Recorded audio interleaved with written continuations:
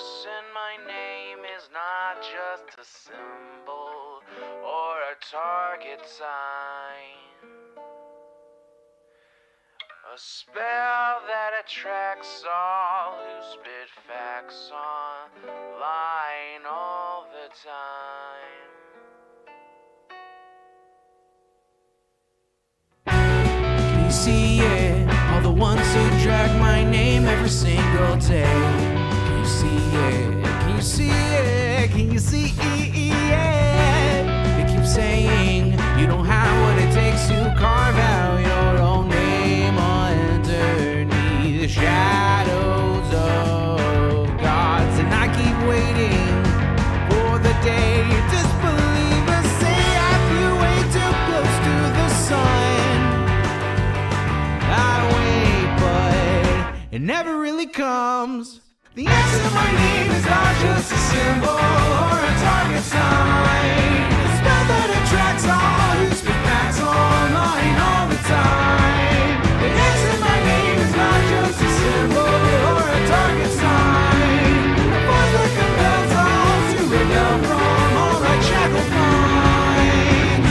Why do they just stand there against when they fall from the battles I have overcome?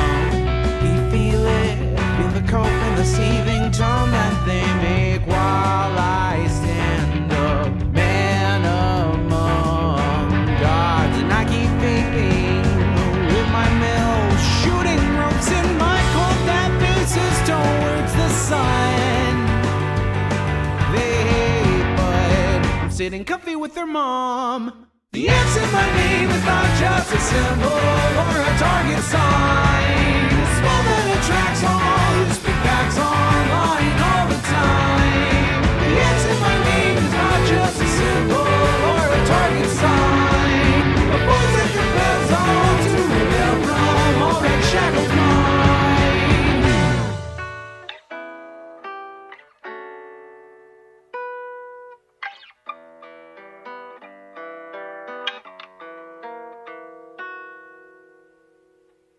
The X in my name is not just a symbol or a target sign. A spell that attracts all who speak facts online all the time.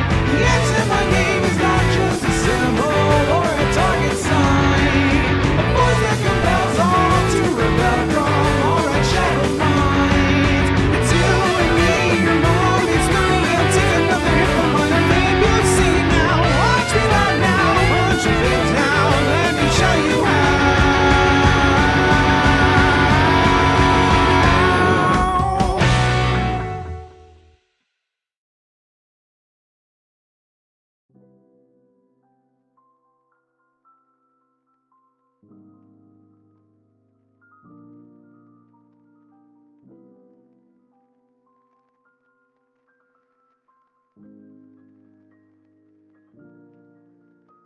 Hello, everybody. Good afternoon.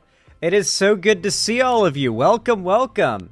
What's up, Bazooka Horse, Bolt Sidorov, Perry Icefire, Alex Wooten, Lefty Jenna, good to see you. Wingo, what's up? Oh, you're still in. I'll do it now. I'll do it now.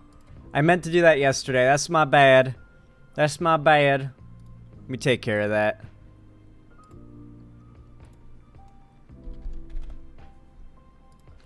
I hope you learned your lesson, Wingo. I hope I don't ever have to see you at this police station ever again. Alright. You are now a moderator. You're the moderator. What is up, everybody? I hate to report that I literally washed my hair right before stream, and I got conditioner in my eye, almost certainly. So, like, a bit in the corner here, it feels like, and a bit here. And it still burns a little bit. And it does bother me. And I'm not too thrilled about that. But, you know, that's just how it is. I had a late start today. Tampa's being ass-blasted by a hurricane. I'll definitely do a segment about that today. I do appreciate you guys talking about that. I do have a lot of family there, considering it's where I grew up. Technically, I was born in Clearwater, but I grew up you know, like mostly around Tampa. At least an hour away from it at any given time. Sometimes 2. Yeah, there's a good chance that, considering where the hurricane is, I would not be streaming today if I still lived in Florida. I would not have power. Maybe not even a house. I get to make as many hurricane jokes as I want and have zero sensitivity about the subject, by the way. I was literally made homeless by a hurricane in 2016 when I was a teenager. I get to make as many jokes as I want. Get to the OSHA-compliant chemical eye wash station. Yeah, I wonder if that's, like, legally a thing I have to have. Like, if I like, what's the word for it? If I become like a Xander Hall LLC or whatever, does my office that is this room become a workspace that has to meet certain standards, like having like a sink for... That can't be the case. Otherwise, YouTubers and streamers would never get incorporated as an LLC. Have you heard that the actress of the new Ghost of Tsushima sequel has been harassed by chuds, so she blocked them and they're malding about it? I'm sad to hear about that, but I'm even more sad to hear they're making a second Ghost of Tsushima instead of another fucking Infamous game. Please, we need Infamous 3. Infamous 3. Please. Please, Sucker Punch. For God's sakes, we need it.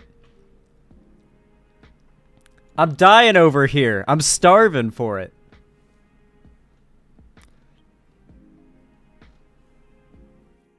You have to hold a meeting within that area 2 times a year if you make an LLC? Ah, I see.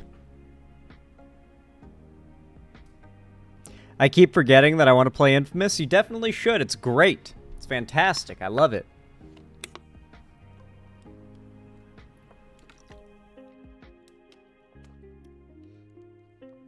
Sucker Punch! Give me Infamous 3, and my life is yours! I really hope Sucker Punch hasn't just abandoned the Infamous franchise because Infamous Second Son didn't do crazy well, and Ghost of Tsushima is a moneymaker. I really hope they're not just, like, dumping everything that's not Ghost of Tsushima and then maybe future new IPs. Zan, how has your day been so far? Pretty good, I'd say, you know? A little bit of a late start, a little tired, I'll admit, but I'm generally pretty tired, so that's nothing different. Infamous is great. I got the Vampire DLC on my PS3. Yes, Festival of Blood is fantastic. I remember getting that around Halloween after the main game came out, and just absolutely being mind blown that we're getting any more Infamous content so soon. Like when I saw the trailer for it pop up in my recommended on YouTube, there's been few times I've felt so much excitement at a video recommendation on YouTube. I was so unbelievably hyped that I begged my mom to get it for me. I was like 12 at the oldest at the time. I begged my mom to get it for me, and she was like, "How much is it?" Like expecting it to be like $60, like a normal, like the second game was, Infamous 2, the base game. And I was like, oh, it's like $15, and she was like, "Okay, yeah, all right, yeah, be good," and I can pick that up, and I ended up getting it. Like I think as like a Halloween present was what it ended up being, which was pretty peak. Playing that all night on Halloween was pretty awesome. Sucker Punch is probably like Naughty Dog right now with their GOT being like Last of Us.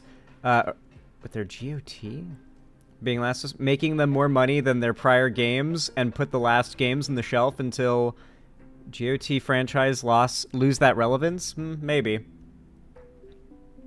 Is Infamous the game where the guy has electricity powers? Yes, it is. Yes, it is. You play as a man named Cole McGrath, who is a bike courier that was transporting a package somewhere in, like, I think it's supposed to be, like, Queens in New York City, but it does that video game thing, like Grand Theft Auto, where they give the cities that are real different names, except for Infamous Second Son, where it's just Seattle.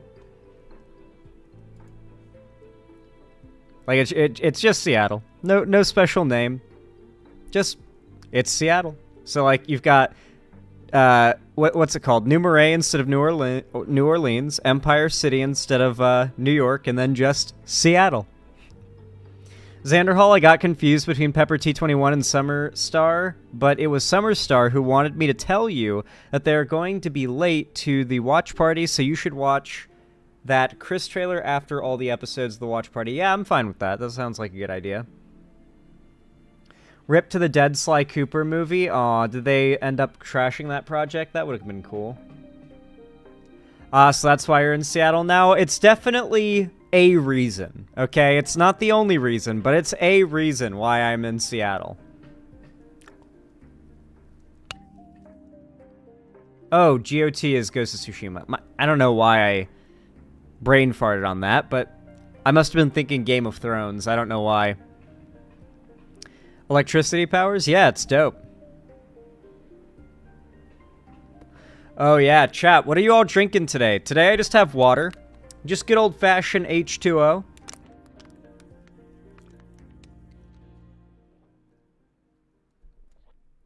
Pretty nice. Blue Powerade Diet Cock pre-workout based. Got water and I had a popper. Okay. Water. Strawberry Fanta. Hot chocolate. Ooh. Milk. I mean, you're just drinking straight milk like Homelander? That's a little odd, but okay. Diet Gok. Nothing. Ginger ale. 1.5 gallons of water. Dr. Pepper. Yeah, Larry Banks, 78. He can shower, but he can't bathe. Or I think he also uses a washcloth to reduce the amount of electrocuting himself, Larry Banks. But that is a story thing. Like, if you fall in the water, you die. In the infamous games, of course. Not in real life. Booty sweat. Damn. I cannot match your freak, Carbon Fiber Ultron. I cannot match your freak. Pepper T21, thank you for the $5. I appreciate it. Very kind of you. What a great way to start the stream off. Said Israel has denied a ceasefire and looks like they're getting ready to invade Lebanon. So here, for some levity, a classic Middle East meme. I will watch that in just a second. Thank you for the $5. Yeah, you got to remember, Trump has asked that Netanyahu not accept any ceasefire or peace agreements from Biden, and to keep the war raging through the elections. So Biden looks worse, and the Democrats look worse, and thus Kamala looks worse, you know? Probably going to be playing BTD 6 throughout this entire stream. Well, have fun. I hope I make some good background noise. Alright, what's this meme? Let's see it. My god, why is it so quiet, dude? And why is that feature that YouTube Premium has, like, not working anymore? Where it automatically pauses videos when you play them in another tab? Our dictator, Saddam Hussein, often regarded as the Middle East's most ruthless autocrat, Saddam acquired power over the oil-rich country of Iraq through control of the secret police and a shifting political situation. His numerous accounts of vehicle rights violations include banning left-hand turns and closing down multiple lanes during rush hour traffic, often for no reason. Saddam was an early backer of Sir David Axelrod's All-in-All plot to increase dependency on the oil industry. Ultimately, he was overthrown by America during the Iraq War, when it was alleged he had links to Al-Qaeda. How brutal. Al-Qaeda. Oh, that's so good. That's so fucking good. Dumb but good. I approve. Alright. Thank you, Pepper T21. I appreciate your funny video donation and the $5. It means a lot and it goes a long way. Thank you, thank you.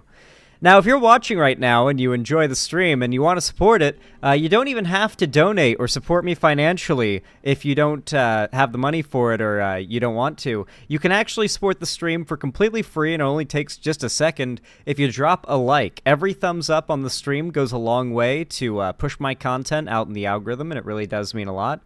So, yeah, thank you to everybody who does that. And thank you to you, Perry Icefire. I see you've already dropped your likes today. I appreciate it. Cammy Whammy, thank you for the tier 1 sub. I appreciate it. Says Nami says hi. Aww. Little baby. Thank you so much for the tier 1 sub. I appreciate it. Thank you.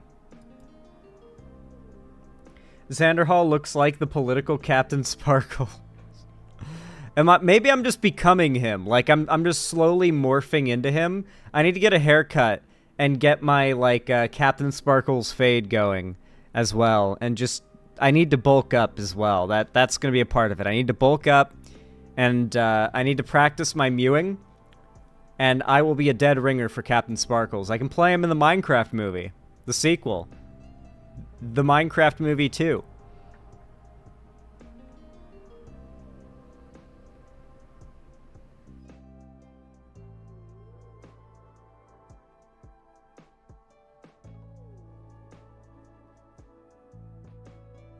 Man, I'm getting good at mewing, dude. I'm getting, like, kind of, like, so good at it that it's getting a little scary. Like, if I keep getting better at it at this rate, I'm gonna look like an Omega Chad very soon. I'm gonna be mogging everybody. My cats, Mr. Button and Missy, say hi. Aw, hello, Mr. Button and Missy. Hello. Be good kitties. Don't poop on the floor. Use the litter box, and don't wake up your owner at 2 a.m. for the 15th can of wet food of the day. As you can tell, I've had a cat before.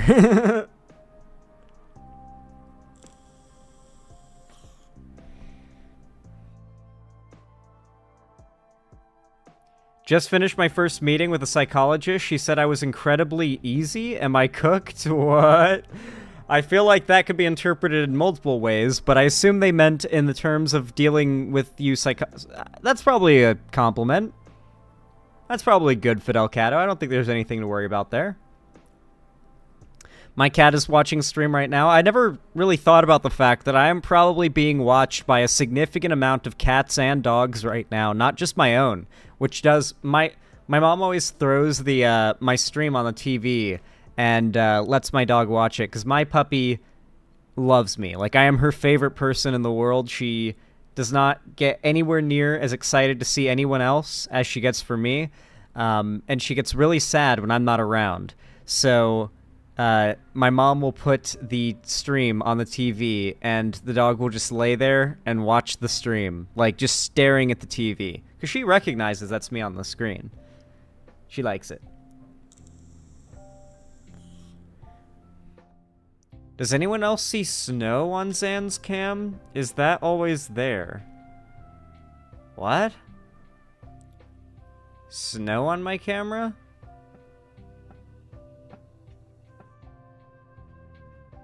I assume you're trolling, right, War Penguin? Oh, it's fuzzy. Why would it be fuzzy? Oh, the background aurora lights are off. That explains it. My bad. I forgot to turn those on. But I feel like it would look more like it's snowing now.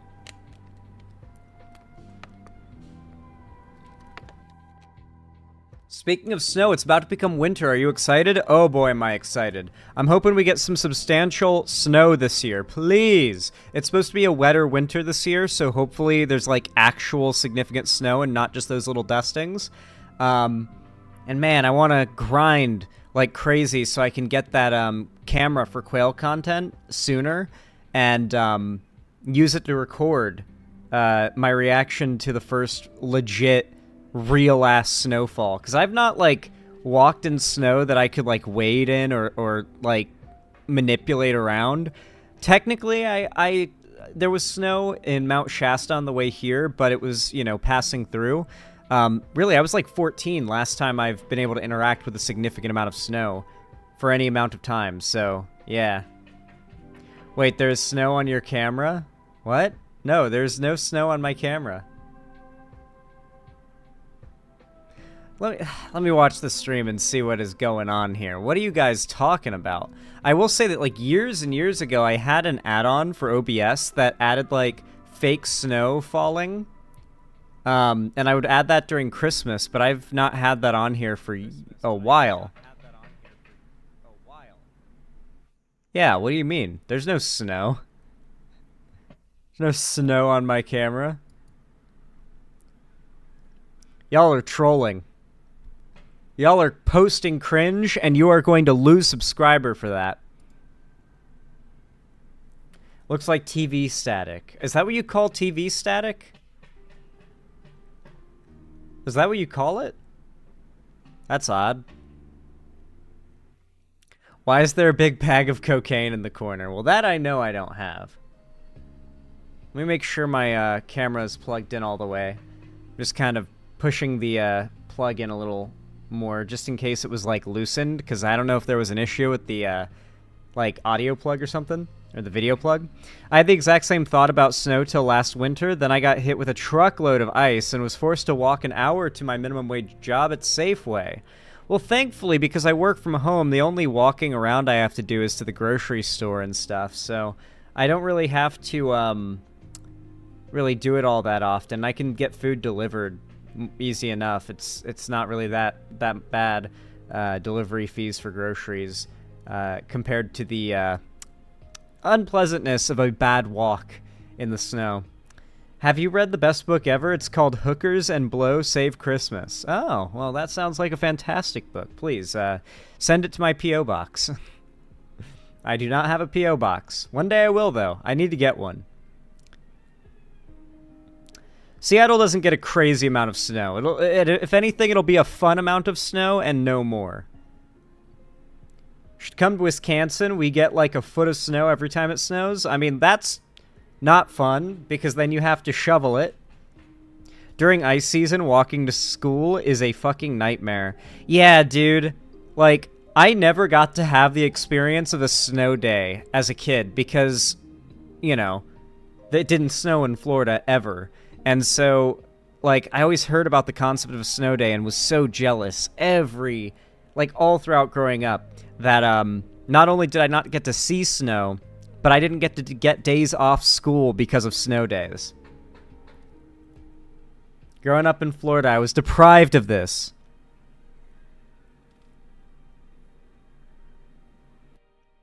You sweet summer children, I've had up to 8 feet in Northern Ontario.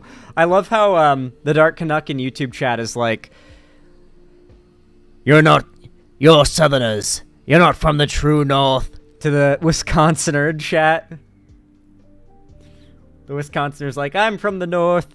And the Dark Canuck's like, not the true North. You're Southerner to us. Like something out of Game of Thrones.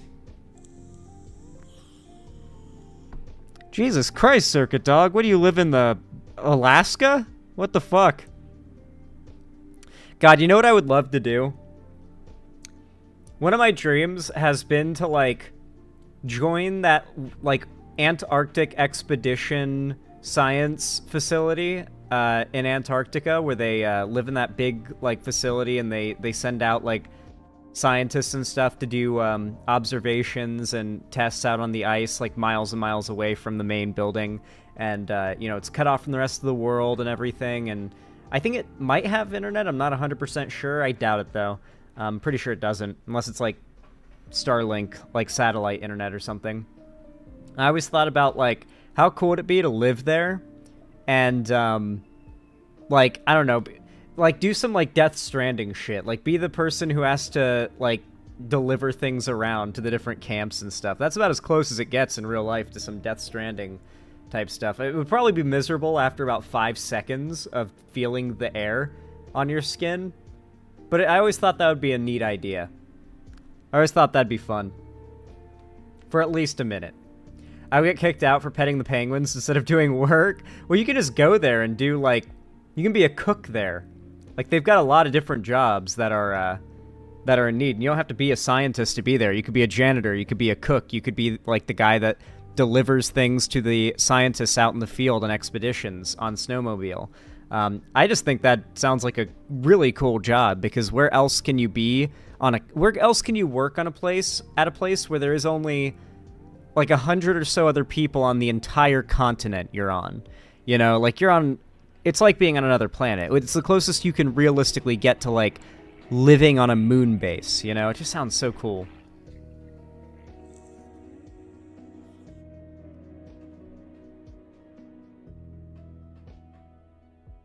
That sounds cool, Circuit Dog. That definitely sounds cool. Head polar bear wrangler, it's a real job. Well, they don't have those in the South Pole. I got a ride on snowmobiles in Michigan years ago. They're really fun. Yeah, I've ridden a snowmobile too. I've drove a snowmobile when I was like, I was in Colorado, so I would have been 13 or 14 at the time. And we went to Steamboat Springs, and I got to drive the snowmobile in this big open area and through a little snaky patch of woods. And oh my god, is Steamboat Springs gorgeous after like a snowstorm. Let me see if I can find some footage of what it's like. Snowmobiling Steamboat Springs. The reason why I'm Googling it is because I'm pretty sure I've seen videos of the exact place I went snowmobiling. Let me see. Yeah, this is the place. And it looks like how it did. Is that a fucking wolf? Does this video open with a guy with a wolf in his yard? What is that?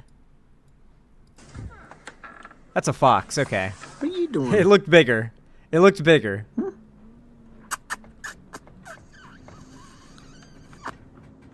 Dude, Colorado is so pretty. What's your name? One of my favorite states for sure.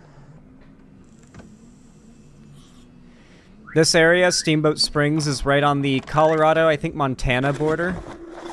Good morning, everybody. It's day 4 here. I didn't really make it. So I recognize that, or it might be the building a little over back there. Mind you, I was like 13 or 14 when I went here. But I remember how all of the trees, it might have been thicker snow when I went than how it is here. Because notably, I remember thinking it looked like something out of Dr. Seuss when I saw all the pine trees going up the mountain to Steamboat Springs were just blanketed in a ridiculous amount of snow. Like so much so that you could barely, like, you know, this, I don't know, you can see this one behind him. This is nothing compared to what it looks like. Maybe based on the thumbnail, when they get out into the woods, it gets thicker, but driving up there, it just looked like something out of a Dr. Seuss illustration. Because the trees just look so alien and foreign, covered in all that snow, and like drooped over, wilted over, like hard wilted, like candy canes, because they had so much snow stuck to them. It was crazy. And then this is the area, the exact trail, I think, where I snowmobiled when I was like 14. A day 3 video, but I can show you a couple really short clips from. Oh yeah, this is what it looked like. I mean, there was a bit more, but this is pretty close. This is as close as I was able to see in the thumbnails.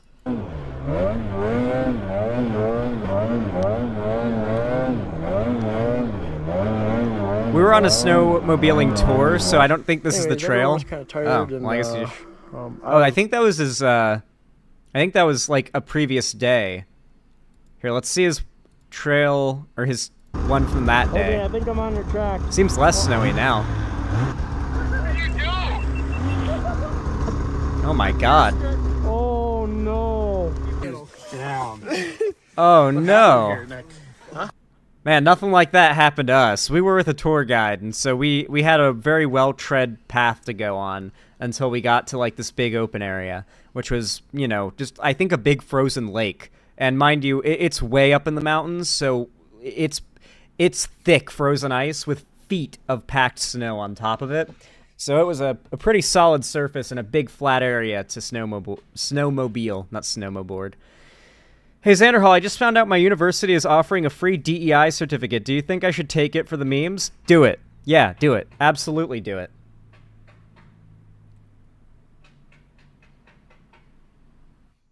The powder in Steamboat Springs is officially known as champagne powder. Yeah, it's actually very famous.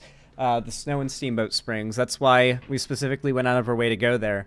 Yeah, I can attest to the fact that though I haven't seen snow in a lot of places, I did see a fair amount that when I was in Colorado, and compared to Aspen, compared to, where was the other place? It's like Breckenridge? I think it was Breckenridge. Compared to Aspen, Breckenridge, Mount Evans, I think, is where we stayed, and it snowed there too. Like everywhere in Colorado I went to that had snow during that trip, none of it was as fine and powdery and beautiful and white. Just like pure snow as what I saw in Steamboat Springs. Not even way up on some of the mountains where they had permanent glaciers. That snow tend to be all like sooty and dirty and covered in like road muck because people drive around and it never melts, so it's just layers of, eventually it gets to be like black ice. I found a tree. That's so unfortunate though. God, that's so unfortunate. Imagine how bad that could have gone for him. Oh my lord.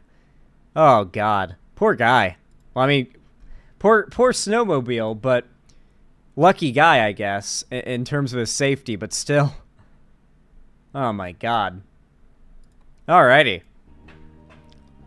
Yo, War Penguin, thank you for the tier 1 gifted sub to Maurice Bear. I appreciate that. Very kind of you. Very based. Very pog. It really does help a lot and means a lot. It says, today is a good day. InfoWars is getting liquidated and Giuliani got disbarred. Hell yeah. Did you see that painting that Alex Jones made with, I think it's his daughter or granddaughter?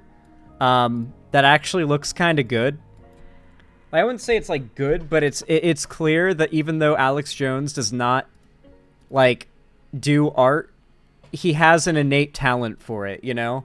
Like he just kind of did his best-ish, you might, or not even really his best. He just kind of threw something together, and you can tell that he at least fundamentally understands a lot of artistic concepts, and I thought that was really cool. And he used some like surprisingly advanced techniques, like using negative space on the canvas to enhance like lighter colors and stuff. It was surprisingly good. It was like a volcano erupting.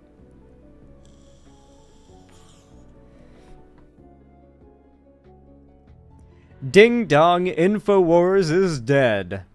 Yeah, well, when you think about it, Alex Jones has a lot more in common with Hitler now. Both of them artists, both of them insane, and are convinced that the Jewish cabal that runs the world in their minds is the cause of all their problems. And they are rallying the craziest of the crazies into being on board with that ideology. They have a lot in common, more than I ever considered.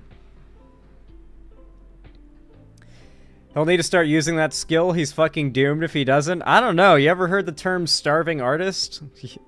I don't think artists are really known for making a lot of money.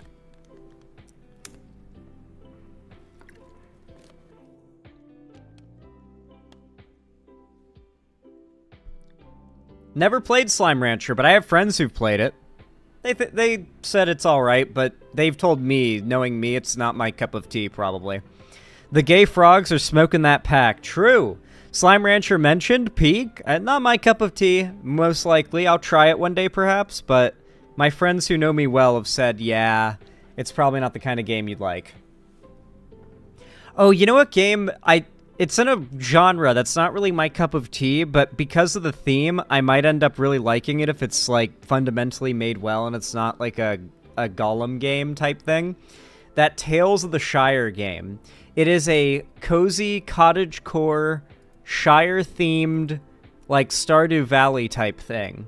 And it actually looks pretty good. It got delayed recently, which is kind of a good sign for any game, typically. It at least tells you that they're striving for some level of quality, and aren't just looking to release something in a broken, shitty state just because it would make money.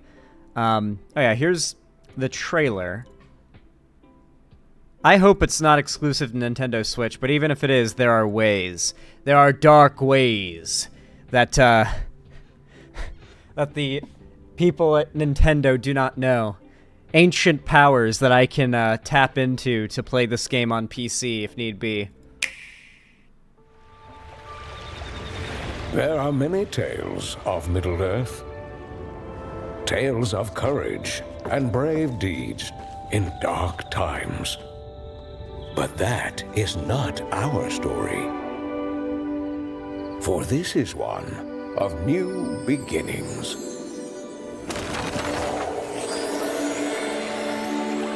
Oh, it'll be on PS5, Xbox, Switch, Netflix games, and Steam. Okay. Alright, it'll be on PC. A Weta Workshop game. So the fact that it's a Weta Workshop game, it's like, is it just licensed by Weta Workshop? Or do they have like a game dev team that made this? Because I remember the Weta Workshop logo on the Lego Lord of the Rings, which is obviously also done by the Lego like game company. I don't even know who makes those, but that was pretty top tier. So I think this could be good. This could be good.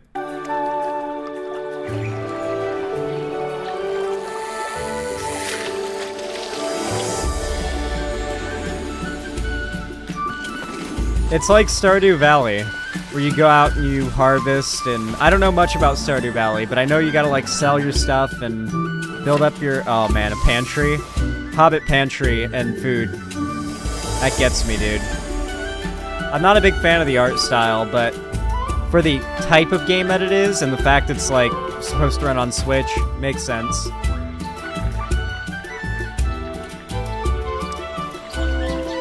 Oh, and seasons as well. Dude, the Shire during fall just looks wrong to me.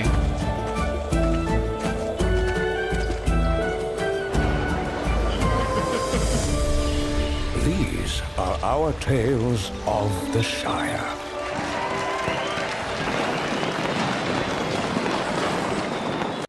This could be good. This could be good. Kind of like my time at Portia or Paleopines. I have no idea what that is, Princess Kristinoke. I saw some people calling it woke for having dark-skinned hobbits. You know, I didn't even notice that in the trailer, and yeah, fuck. I didn't even think of that. Of course they would be. If the game ends up failing, you know what the right is going to blame that on, right? All that money spent on supplies and books that could have went to other expenses, like a new PC. So true.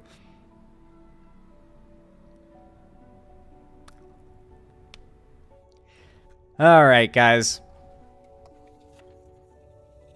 What should we start with today? Actually, you know what? We'll start with a more light topic. Just to get ourselves into it, you know, just to get in here.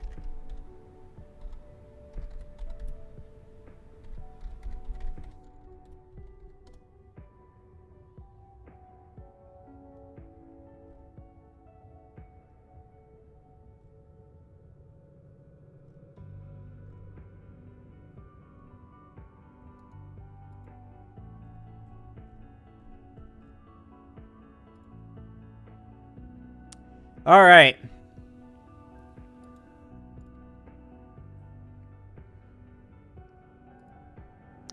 You all know what to do when I say action, right? 3, 2, 1, action. All right, everybody. At surface level, this might seem like the kind of topic that's just odd for me to get involved with because, you know, it's just kind of YouTuber drama. But considering it has to do with the issue of, you know, capitalism, markets, making businesses, and, you know, the finances of, you know, big YouTubers as opposed to their audiences, I do feel that there is a somewhat, you know, political lean to this entire situation, or at least some input that a political figure could give on this, especially from a progressive perspective.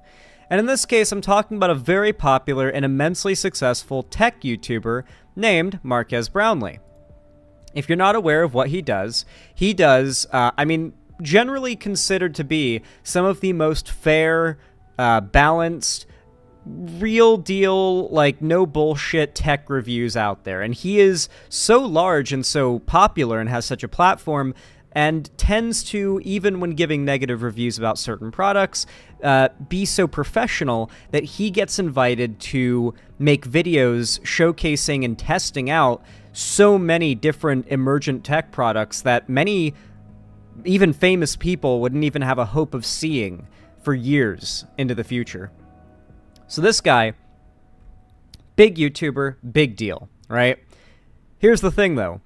He's known as someone who you can trust in regards to, you know, just telling you, hey, this product is overcharging you for this or that feature. You can get this feature or something better or equivalent or just a little worse for way cheaper on this product. Like, he does that kind of stuff, right? And a lot of his content is centered around the idea of calling out predatory business practices in the tech world and, you know, encouraging and helping his audience to make good financial decisions about it.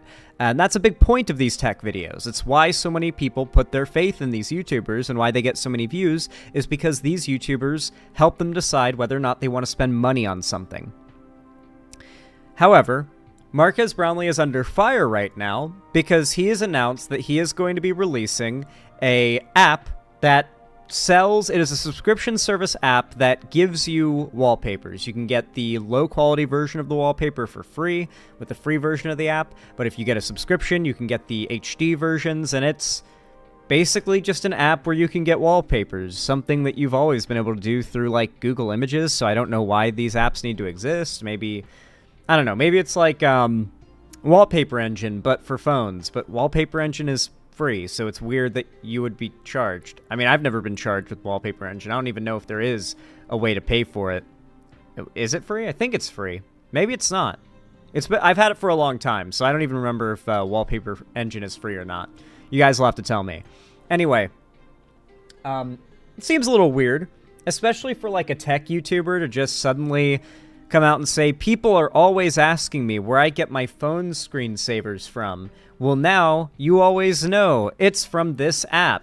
Like the announcement of this brand that he is now selling felt really weird, you know, for a guy who has been made famous and, you know, is known for his sincerity and his, you know, just being real with people and telling them whether or not they should spend their money on something. The way that he just kind of references something that, let's be real, do you really think that fans of his were always asking, where do you get your wallpapers? Where do you get your wallpapers? Oh my god. That doesn't seem real to me. Like that, he's a big YouTuber, don't get me wrong. Maybe someone's asked him that before, but that just seems so, I don't know. It just seems so weird and out of nowhere. And it's, you know, clearly a company that he's starting, not as a passion project like he said, but because it's an income stream. And just like any other business person, he wants to make more money. And a lot of people kind of see it as hypocritical. I'm not attacking him for this, by the way. Like, I haven't really even taken a hard stance on this whole situation. I don't even know how to feel about it. I do think there is, you know, some level of validity in feeling that's a little bit hypocritical, though. And I think this is just part of an evolving trend on YouTube where we have gone from very early on, YouTubers were never allowed to make money. I know this sounds crazy, but if you go back to like 2010 and before, the idea of YouTubers making money through donations or even through AdSense was seen as selling out, or at worst, or at best, it was seen as e-begging. At worst, it was seen as selling out, right? And people did not like the idea of online content creators making money for their work online, making entertaining content. That was something that was heavily stigmatized on YouTube for a very long time. And around 2011, 2012, as Justin TV/Twitch started to get to be a thing, the donation subscription model of like supporting YouTubers and AdSense getting bigger kind of normalized a little bit. You know, just everybody kind of unanimously agreed, all right, we're not giving each other shit for monetizing anymore. There was a time, by the way, when like the monetization system was introduced and there would be YouTuber beef over another YouTuber getting monetized, like agreeing to monetization, and like other YouTubers would call them out, like, you sold out, you're running ads on your videos now to make money, you sold out. Like, this was that was discourse back then in like 2010, 2011 YouTube. And slowly over time that changed, and it feels like in 2016 to 2018 we hit this critical like point where nobody gave a fuck how content creators made their money. It felt that was as bad as it could ever get in that way, where there were creators crypto scamming and like rug pulling their audiences. You know, if you don't remember, that was when Logan Paul did the crypto zoo thing with the egg thing around 2020, 2019. Only now, we've entered an era where we've got Mr. Beast doing the Lunchly thing. I mean, every YouTuber, Logan Paul, KSI, they're all getting into starting their own businesses and using their platforms on YouTube to start companies that advertise, at least at the start, solely to their audiences that got them to where they are. And I really don't know how I feel about that.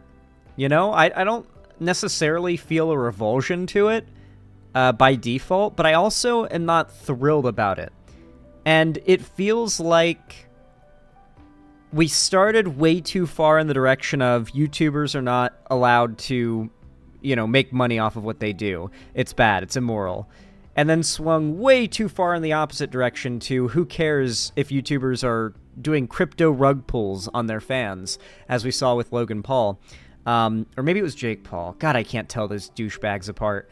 And then nowadays, we're in this, like, I don't know where we're headed. I don't know where we're headed. Is YouTube swinging back to a point where we're going to have, like, a very low tolerance for these things? Because in some respects, I think that's a very healthy direction for us to go. Have you guys noticed that, like, it's just totally normal for YouTubers to have scam sponsorships now? Like, big YouTubers, like, from scam freemium mobile games that are meant to, like, use addictive, like, gambling mechanics to pilfer money from people who are susceptible to it, to things like BetterHelp, which is still, despite the massive drama that happens, still sponsoring big YouTubers all over the place. Fume, that fake bullshit, like, alternative to vaping, where it's like, oh, you're breathing in flavored air. I've looked up actual real people reviewing those things. It's garbage. It doesn't work. That one product that's like a water bottle that you put flavor rings on, or smell rings around the tip of, so the smell is supposed to change the flavor of the water. Complete bullshit. Raid Shadow Legends, established titles. How many of these different things or things like it have you seen?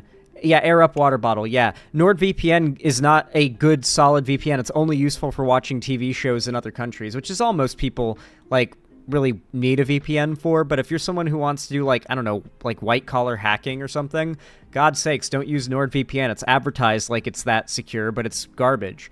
Yeah, like, these programs, these products are objectively garbage. Like, they are scam products. And it feels like there's this established standard on YouTube right now to just, like, everybody just doesn't look too deeply into the sponsors they take on, you know? And they shamelessly read something that's obviously a script, you know, as well. You ever hear that whenever it's a sponsorship that's, like, so obviously a script, you know? The only time I've ever taken a sponsor was when they told me that they would send me a free water bottle to test and try out, and I could decide on whether I wanted to take the sponsorship then. And I was like, okay, if you're actually willing to do that, you've got my attention. If I can try the product with no cost, if for free, no agreements, and then decide whether or not I want to be sponsored by this product, okay, I'll try it. And so they send it to me, and I filled it up with ice and water. It's called the coldest water bottle. Not sponsored anymore. Haven't been for years, by the way. But I fill it up, and, you know, it's just a cold bottle of water. I drink from it, and I might have drinking like half of it before I went to bed, and I left it sitting next to my pretty warm PC, which was running all night. And mind you, I lived in Southern California, so it was just hot to begin with. And I woke up, and it was like 12 hours later, maybe, because I really slept in, and I felt the water bottle, expecting that I needed to go take it to the sink and, like, open it and pour it out and put some more ice and water in there after cleaning it. But I grabbed it, and it was cold to the touch. Like, cold to the touch. And I was like, what the fuck?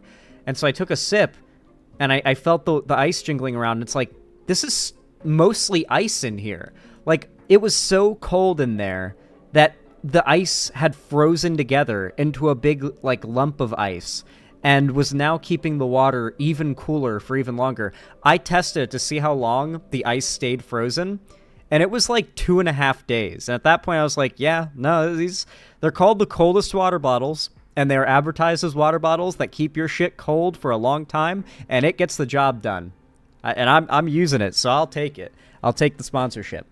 But even that, I wonder if that's fully, like, good, right? Is it good to take sponsorships? I want to have that conversation because it feels like we're entering an era where YouTubers are just kind of looking the other way when it comes to sponsorships, going by this logic of it's better to ask for forgiveness than for permission in regards to taking on these sponsors. You know, like, well, if I end up taking on a scam sponsor, I can always just apologize, say I didn't know, how could I have known? I'm actually the victim here, and everything will be fine. And it really does seem like that's the point that we're at. I bought a coldest water bottle because of you. Oh, how did you like it, Straw Hat Monty? Have you, like, filled it with ice and left it for, like, a day or 2 days and seen what I'm talking about? Where that shit just does not melt? It's the best, yeah. It's a good water bottle. That's the only reason I took the sponsorship, is I was genuinely shocked at how good it was. I was like, fuck, dude! I don't even need a script to read to praise this product. Is it because YouTube is underpaying YouTubers, or do they just want more money? Here's the thing. Yes, YouTube is underpaying YouTubers. Granted, CPMs vary based on the content creator, so you never know if a YouTuber is getting underpaid. I think my CPM is actually pretty reasonable for the content I do. Like, you would think that doing, like, controversial political content, I'd have a really low CPM, and I do, but it's also, I think, higher than most in the political scene. I might be wrong, though. I could actually be way on the lowest end of things, but I don't feel like I'm getting too scammed compared to other content creators, but every YouTuber is getting scammed, generally speaking. Yeah, you're getting paid like fractions of a cent per view, which just seems weird. You know, like 10 views is worth like fractions of a fraction of a cent, right? But besides that, I want to point out that these big YouTubers like Marquez Brownlee, KSI, Logan Paul, Mr. Beast, these are massive YouTubers who make ungodly amounts of money a month. Like per month, they are making enough to live on forever as a normal person, and then some, like with plenty to leave as like an inheritance.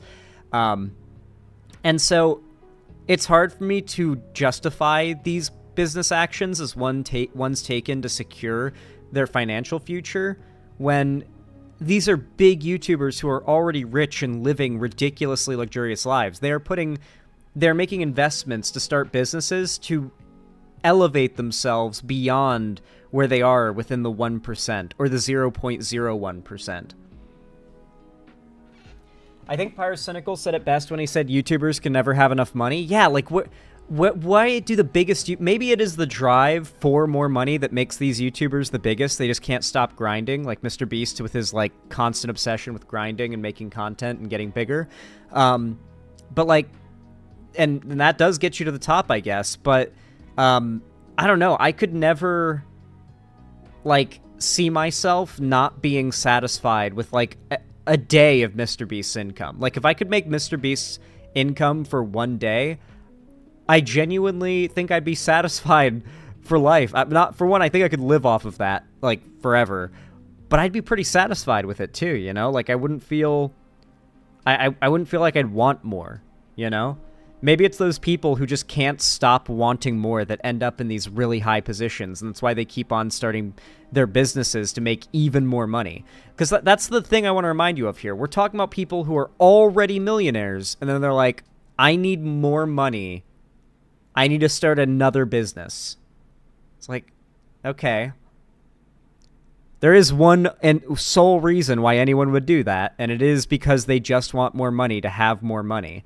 And it's completely subjective whether or not you think that is a mark on someone's moral character. But to get a little deeper into all of this, into the details of the drama, a YouTuber named Lessons in Meme Culture, who does really short, concise breakdowns of anything that's relevant online right now. Marcus Brown.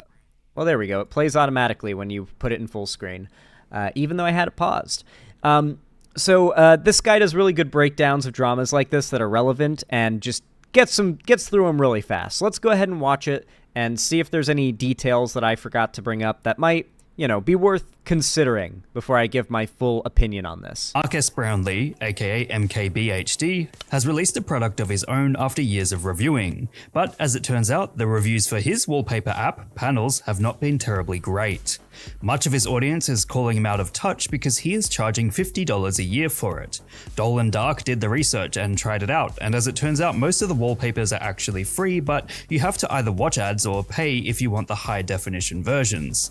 It's a pretty classic freemium pricing strategy, making the free side inconvenient to use until you're worn out and just have to pay for the convenience of not having ads. Some are even likening it to selling NFTs, pointing out the fact that most wallpapers can be saved and downloaded for free very easily. Fair, yeah. There is a certain...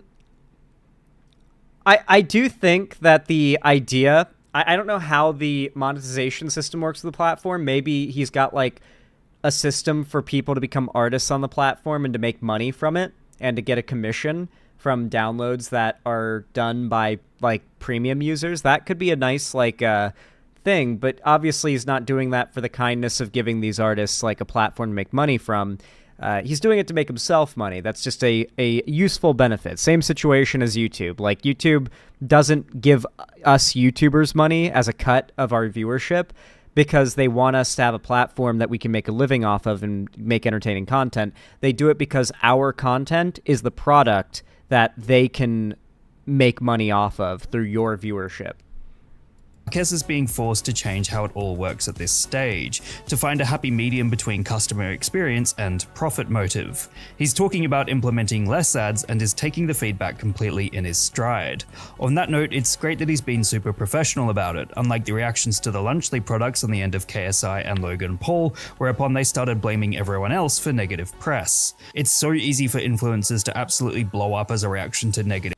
Hey chat, should I buy a Lunchly and eat it on stream and then, like, have, like, a blood packet to, like lean off camera for, like, a second? Like, oh, I could do it like this. I could just, like, sleight of hand the blood packet in my mouth and then pop it in my mouth and just like, and pretend like I'm dying. And just end stream. And then upload that segment on YouTube called I Tried Mr. Do Not Try Lunchly. And the thumbnail is just me with the fake blood coming out of my mouth. You'd scare the shit out of me. Well, now you know it's coming. You know, it'd be the people that haven't come to this stream that are, like, checking in for that stream that would be reacting to it. That would be such a funny bit. I need to do that. That might get you over 1 million views. It might, but the audience it would bring in would not be the kind of people I want. I don't... Like, I would maybe get, like, 10,000 subs from that, but they would be, like, 10,000... Maybe there'd be some good people mixed in there, but I feel like filtering from, like, that normie population, I don't know if I'd want those people. I feel like my topics that I cover, bringing in people that are interested in those topics, has grown me an audience, especially lately, that's been far more pleasant than being part of the left-wing space and gaining subs from any level of networking or mentioning or shout-outs. Like, those subs I've gained from shout-outs or collaborations have proven to be some of the worst people in my fan base. I don't want to have, like, a big viral video that just brings in a bunch of normies, because then I got to deal with those normies.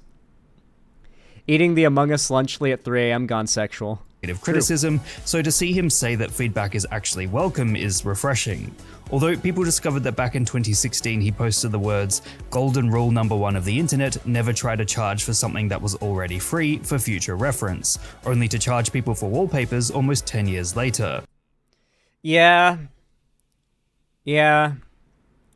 It's one of those things where it's like, a lot of these YouTubers get really big off of, preaching the same type of rhetoric that I said just a minute ago.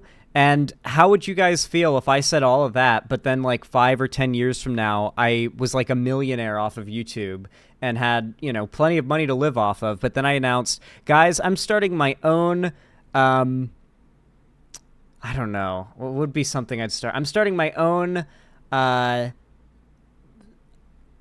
cookie brand, we'll just say. I'm starting my own cookie brand. It's just, this is my passion, and You know, please buy it, please support it, but this is my passion. It's not to make money. Trust me, guys. It's just my passion. I promise. Like, it would have to be something that's like, it makes no sense though, in the case, like, to be analogous to this. Like, who has a passion to start a wallpaper hosting app? Like, it's just so hyper specific and odd. Lamps, yeah. I'm starting a lamp company. Is it good though? I mean, let's say it's all right. And at the end of the day, one has to wonder how harsh the man himself would be if he saw another YouTuber releasing this product. Would he describe it as a scam or a terrible app? Or would he deem himself fair and just for selling wallpapers that may or may not be AI generated depending on the actions of the artist? At the end of the day, the world is going through complete subscription fatigue, and that is the heart of this problem. Streaming services are already extremely pricey, and yeah... That's true. I will say, isn't it interesting how we're getting to the point now where they're just going to bundle streaming services together? Like, all the biggest streaming services together are just bundled into... apparently, it is cheaper than cable, though. People have done the math, particularly if you get the bundle options for a lot of these subscriptions, and it is cheaper to get, like, all of these mainstream streaming services at once than it is to have cable. Like modern day cable. Yeah. Cheaper than cable for now. That's true. I could definitely see these subscription prices continuously inflating until we've been, like, monopolized into being forced to pay these prices if we want to have easy access to this media. Perhaps a few dollars extra per month might not look like much, but when it's on top of a massive catalog enforced by media companies, it really does add up to an unsustainable amount for many. In short, the idea of charging fans for a wallpaper app has got the internet riled up against one of the most famous tech reviewers in the world. So it'll be interesting to see if this will have an impact on Marcus Brownlee's reputation going forward. What meme would you guys like me to give a lesson in? So yeah, very good video by Lessons in Meme Culture. Really does a good job of breaking down the situation.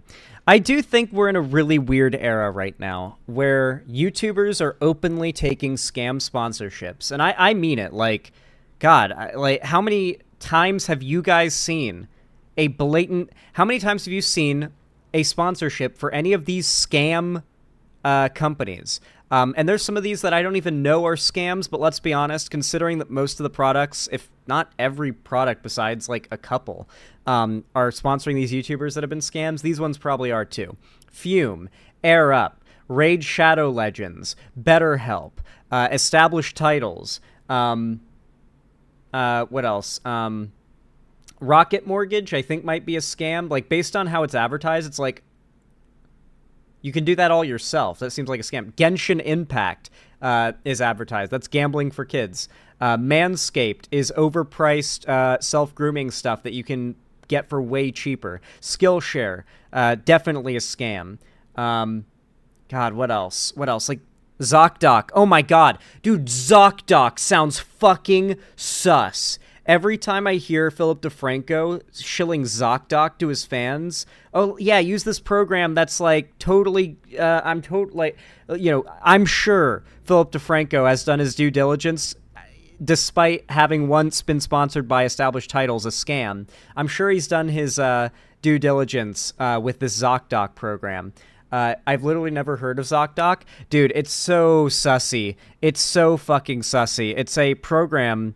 or a website that's supposed to help you find good doctors. And maybe it's good, but man, these other things that YouTubers shill, and considering how shady those other things are, I would not be surprised if ZocDoc is also a scam. And when it comes to health scams being pushed by big YouTubers, that's a whole different ballpark. Ground News? Yeah, Ground News also just seems shady. Like, just like a cringe... like, centrist, masturbatory thing, you know? I don't know how I feel about Ground News.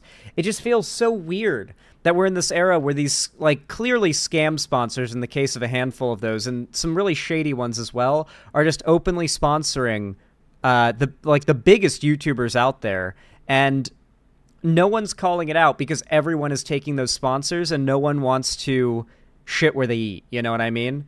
Like, it's just this It's like, God, I don't know what else to refer. It's almost like the molestation within the Catholic Church. Like, every YouTuber is either doing it or complicit in it because they don't want to, like, stir the pot and get themselves into trouble if they're not involved, or they're taking these shitty sponsors themselves or want to one day get them and don't want to harm the landscape of how easy it is for YouTubers to make money.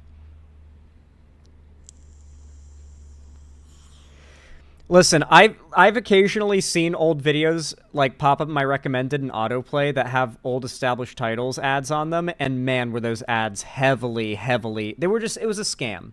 People were buying those thinking they were actually owning small amounts of land in, I think it was Ireland or Scotland, if I remember correctly, and that legally made them a lord. They were buying it so they could get what they thought was an official lordship. They were selling a non-existent product and lying to people to convince them that it was real.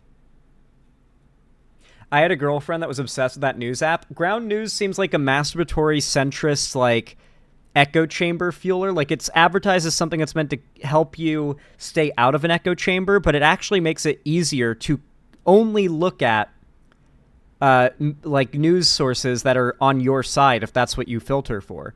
And so it makes it easier to specifically knowingly seek out an echo chamber. So that's like part of it. And it feels like it's part of like a masturbatory cult of centristness and like, I have a well-read, balanced source of news. You know, on one side I read stories about how Haitians are eating dogs, and on the other side I read about how Kamala Harris is planning to bring about an opportunity economy. You know, I have a very well-balanced media diet.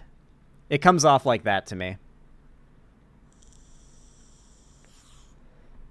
Anyway, I'm curious what you guys think about this change in content creator culture to call out this stuff. I think Dan TDM did a really good job when he called out this weird trend of YouTubers just doing anything and everything to make more money, even when they're already millionaires, and how it just feels like such a stark difference compared to the passion that this site was built on back in the day. Maybe it's inevitable. Maybe it's just something we shouldn't even care about and should accept and just let happen. But I'd like to hear you guys and your opinions on it. Comment them down below, of course, because I am curious. And it does, of course, help the channel a lot as well. So thank you to everyone who leaves a comment too. Consider liking this video if you enjoyed. No matter when, where, or what you're watching from me, every single thumbs up goes a long way to boost my content in the algorithm. And it really does help a lot. I appreciate it a ton. And of course, consider following my social medias, linked down below in the description. Join my fan Discord if you haven't already, as that is the main hub of my fan base. It's totally free to join, and I host events such as gaming events, call-in streams, watch parties, which I'll be hosting tonight in my Discord, by the way. So make sure to be there. And I also do announcements for all my new uploads and streams there, so you won't end up missing anything. Oh, and as Lefty Jenna did a good job of reminding me, if you want to help in these final months in joining the fight against Trump's campaign to help progressive candidates, particularly in this general election, Kamala Harris, take office and keep Republicans out, Republicans who have basically fully embraced fascism at this point, then consider joining Progressive Victory or any other political group that is local to you that is pushing for progressive candidates. You can phone bank, you can door knock. We are in a stage of the election right now where your participation with these groups is more important than ever. People in America have a bit of amnesia, you know? Like, Trump left office with the worst approval rating ever, and yet he still has a chance of winning this election. People have amnesia about these things, but we're in these final months where that amnesia effect is going to be far less strong, and people are going to remember, say, phone banking conversations or canvassing conversations you have with them when they show up at the polls. We're only a couple months out. So, please consider getting involved with a political group. Doesn't even have to be Progressive Victory. Just get involved. These final months are crucial. Voters are going to remember the things they hear in these final months when they are at the polls. So consider it if you want to get involved. And of course, if you want to support me directly, you've got the money for it and you feel like doing so, consider donating, subscribing, or gifting a sub to me on my website, xanderhall.com/live, or supporting me through YouTube, Twitch, Streamlabs, StreamElements, Patreon, or joining my, or buying merch to the Streamlabs link down below. But regardless of how you support me, thank you so much for watching. and have a good one. How do you guys like that segment? I feel like it came out really good.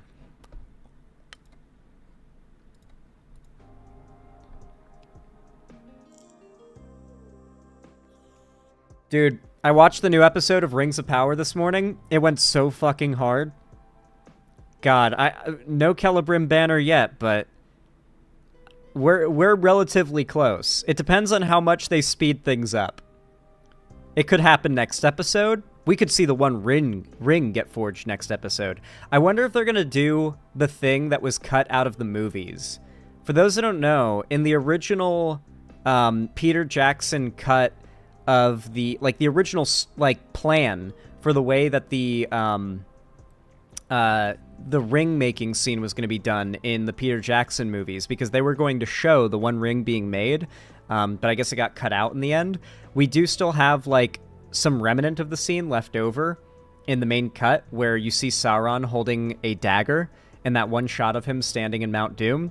But in the original cut of that scene, we were going to see how Sauron, in Peter Jackson's mind, made the ring, and it shows him holding a handful of molten gold, and then he takes a dagger and he stabs himself in the hand through the molten gold, and his blood starts seeping up into the gold, and it the gold kind of as a liquid molds up his finger and then forms around and into the shape of the ring and becomes the one ring. So that was, and you can still see in the movie that he's holding the dagger in that shot. So I guess that still happened in the movie's way of telling the story.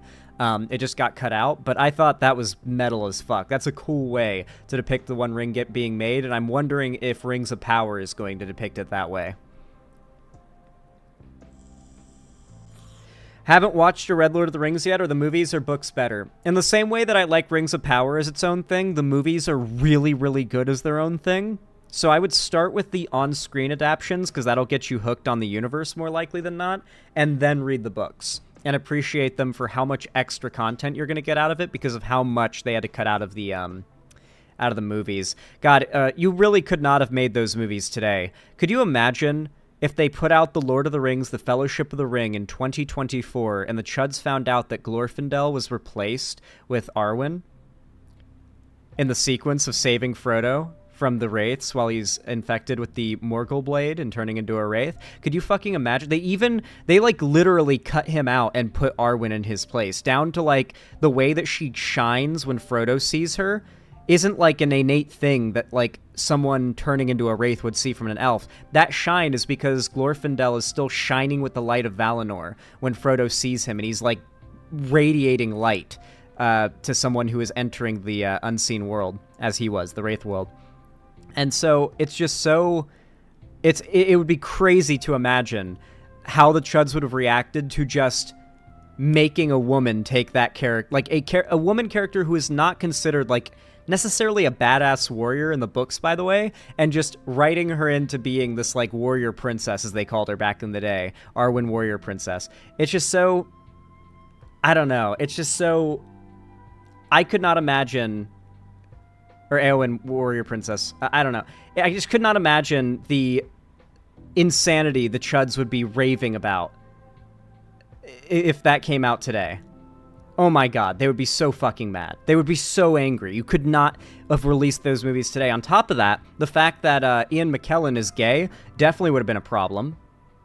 That would have been a massive problem, because I don't know if you guys remember, even back then, there were Chuds that were complaining nonstop on those old forums about it. You could not have done that today. You could have not have made those movies today. Only back then, before the culture war had gotten so crazy, could you have made those movies. They came out the right time to be considered classics, but I swear, people would have not accepted them now, with how much things are changed.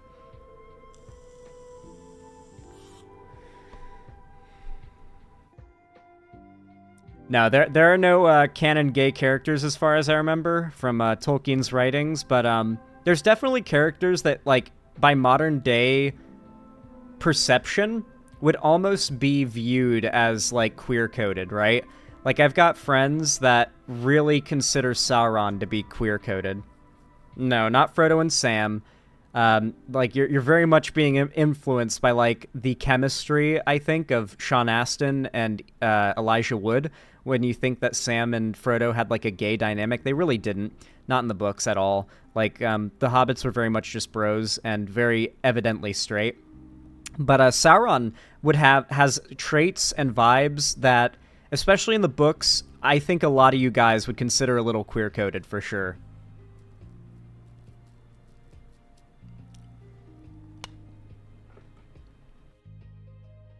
Isn't Sauron like uber straight for Galadriel? Well, Sauron has bisexual vibes, is how I've had it described to me. At least bisexual. And yes, Sauron is like definitely straight for Galadriel. He is said to long for her and considers her like a prize that he wants to claim. But yeah. Other than that, though, I mean, he's I am not one to judge it, okay? The gays tell me Sauron is queer-coded, okay? But no, like, Tolkien was a very Christian, conservative guy who almost certainly would have not had written any gay characters into his story, intentionally. Sauron is not canonically an incel, no. Sauron was just kind of like... He's described as having a love for all things that are beautiful. Like, whether it be just beautiful craftsmanship, beautiful things that occur naturally, he wanted to claim them, right? Like, he hoarded Mithril. He wanted the rings, not just because he was responsible for making most of them, but because they were valuable and precious. He just hoarded things that were beautiful. He would have wanted the Silmarils because of their beauty. He just hoarded beautiful things, and it kind of just stands to reason that Sauron just wanted Galadriel because she was also considered so beautiful. Not so much because she was a beautiful woman, but because, like, the core thing about her that is inherent is, like, people are awed by her beauty when they see her. It's just sort of a passive trait of hers that's particularly notable.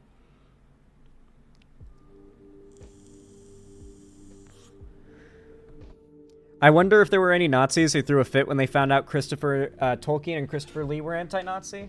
Well, Tolkien fought against the Germans in World War I. He didn't fight against the Nazis, but Tolkien was very much anti-Nazi. Yeah, I think he actually wrote a letter about how much he didn't like Hitler, if I remember correctly. But yeah. Yeah. Tolkien was not a big fan of the hippie movement, though. The hippie movement, like, heavily appropriated Lord of the Rings, like, a lot back during the 70s and 60s, and Tolkien hated it. He hated those pot-smoking hippies. So, like, by today's standards, Tolkien was very much like an anti-woke conservative, for sure. But he wasn't, like, tuned into any culture war stuff. He was just writing a neat fantasy world, and you don't really see much of his conservative values shine through. People say that Lord of the Rings is racist, but when you read the books, it's very much not. Like, even when they talk about how, like, people from the far south and east, which are depicted as being, like, brown people, serve Sauron, I think there's even a part in the book where Sam sees one of the slain Haradrim, and or one of the slain Easterlings, I can't remember, and he thinks, like, what threats or manipulation got this person to leave their home and come here as an invader?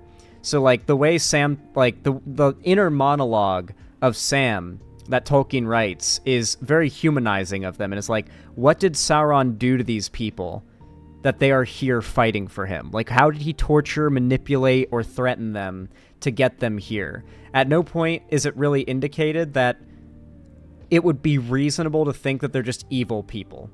And so, I don't really see Tolkien's writings as, like, racist, but he definitely had a lot of, like, a lot of problematic views, but I'd still love me some Lord of the Rings. You can still appreciate art that's problematic, as long as you, I mean, you don't have to, but it's ideal if you can recognize the problematic aspects. Just be like, well, yeah, it's there. Not ideal, but whatever.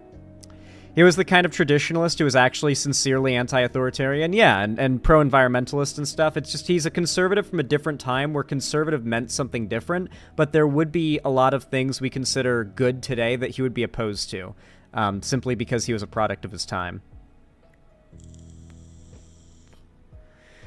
Modern day Confederates are proud of being fucking losers. That's true.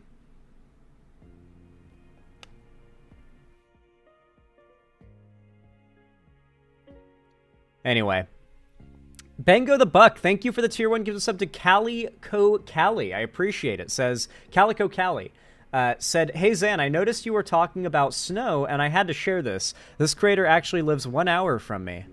Interesting. Oh my gosh, it's Winter lover versus haters.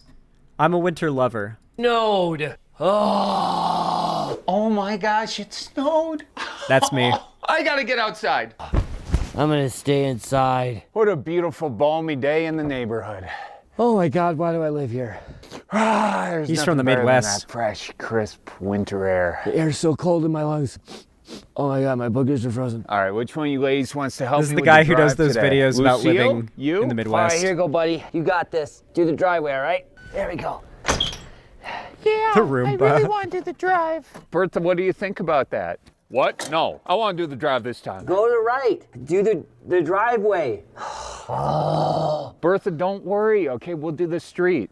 I need you to look me right in the muffler and promise. I promise. Oh my gosh, why do we live here?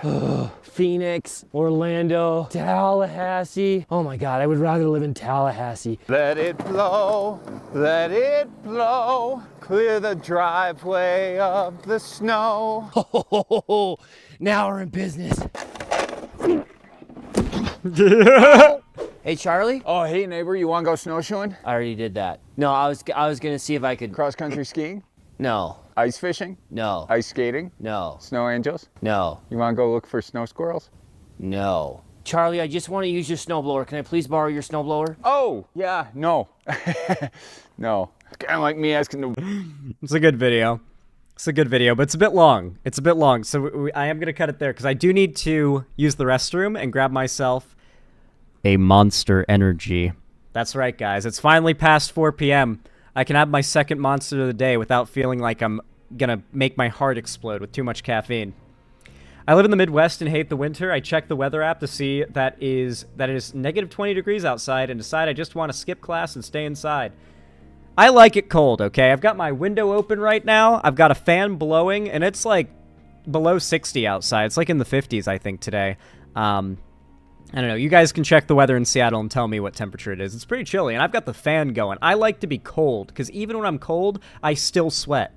I have to be, like, actively uncomfortably cold to not get overheated when my, like, back is pressed against this leather seat, and I'm all, like, expending energy being entertaining for you guys. Like, it may be surprising to you guys, but I actually sweat from, like, being so high energy talking and emoting for you guys. I'm generally a pretty laid back and kind of quiet and just chill person outside of like having conversation with friends. And so when I'm just sitting here, I'm usually just very chill and my body is much cooler. But then when I'm all hyped up and talking and on stream, my body temperature elevates and I get sweaty, dude.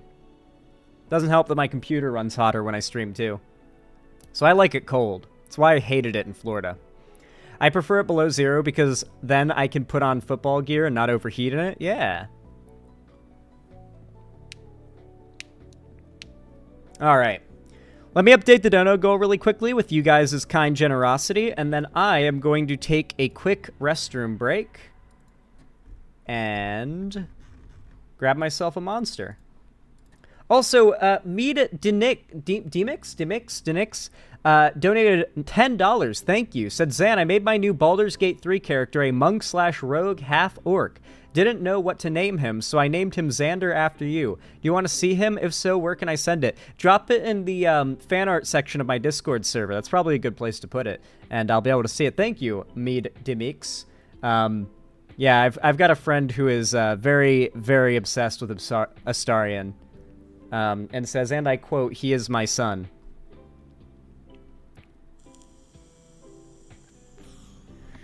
Anyway, thank you for the $10. I appreciate it.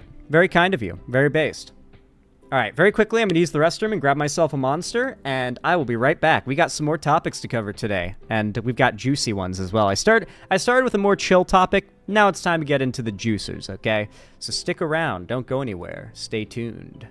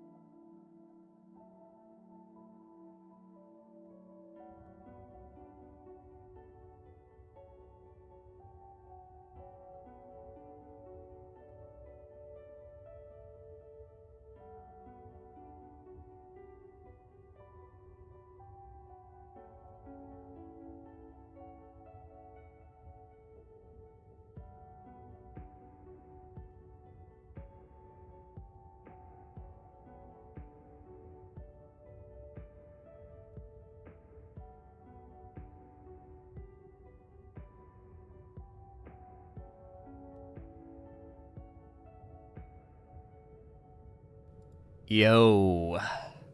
I have returned, and I have with me my Monster Energy, which is so cold that it's like freezing my fingertips and giving them frostbite. Alright.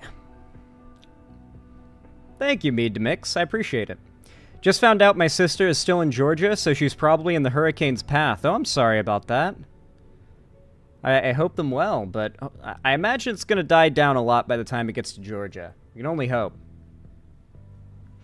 What are we watching later at the watch party? Season 2 of Rings of Power, episodes 4 through 6. Maybe even up to 7, we'll see.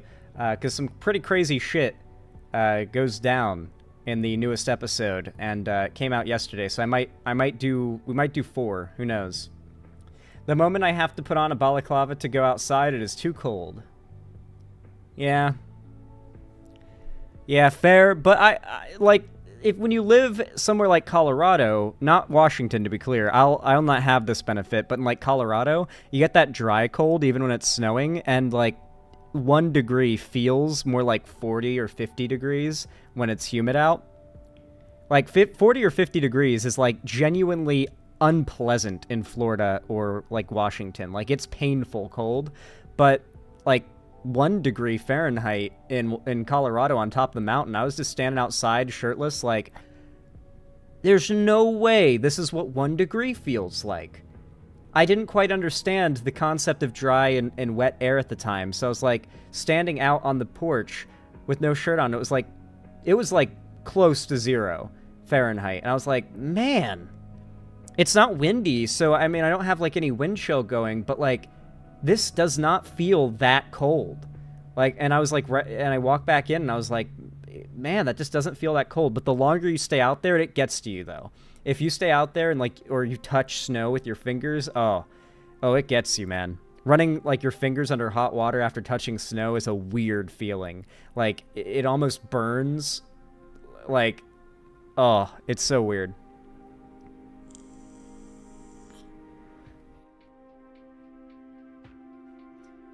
You should avoid doing that? I didn't know that I should avoid doing that, but I haven't been in that situation many times. I can 100% say that Colorado cold and hot are a whole different type of cold and hot. Hey Xanderhall and chat, I want to get more Warhammer when my next check comes in. Do you think I should get a 3rd main battle tank or an armored personnel carrier?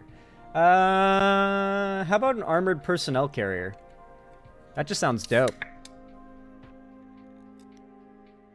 Then again, a battle tank is pretty cool.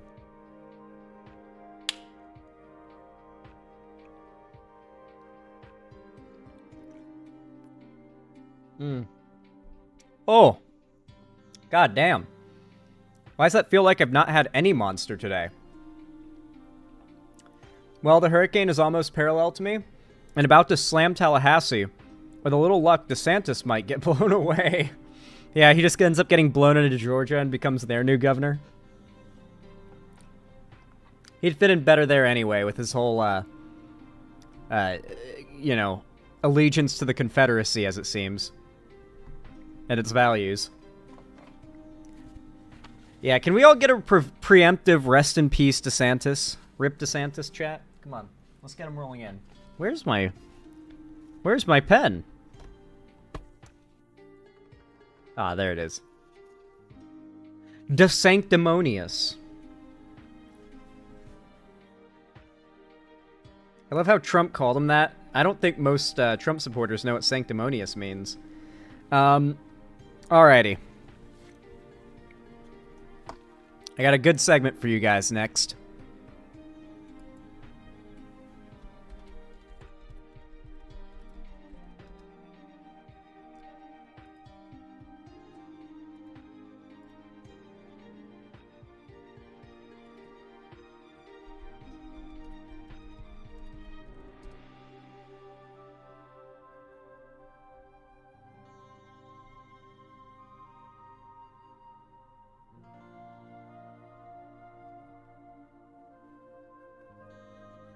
All right.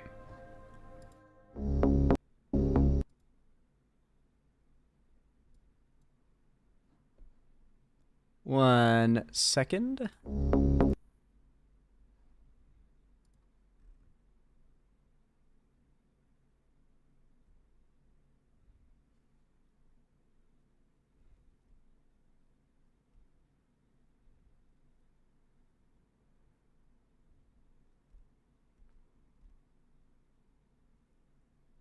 God, this is such a weird thing to have so little coverage of in terms of like videos on YouTube. It makes me wonder if YouTube is like really heavily suppressing this. I've noticed that my stream viewership is quite a bit lower than usual today. Not by like an insane amount. Like it's not like crazy. It's just like noticeable. Like YouTube might not be recommending this stream as much as usual. And I'm noticing very few results. And so I'm wondering if that being in my title is having an effect on me, and if that's why I'm seeing so few news things covering this. It's so weird. Huh. That's odd. That's so odd. Anyway, I was just curious about that. All right, you all know what to do when I say action, right? 3, 2, 1, action. Well, guys, this is a really weird story. And while granted this could all somehow be a misunderstanding, a crime was definitely committed here. And even if there wasn't intent to commit a particularly heinous crime, one still went down. And it is still pretty shocking, the evidence that we have here and the presumable story that is unfolded.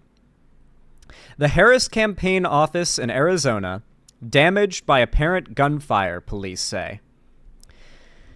So, it comes with a video too. I didn't know it came. Okay, well there we go.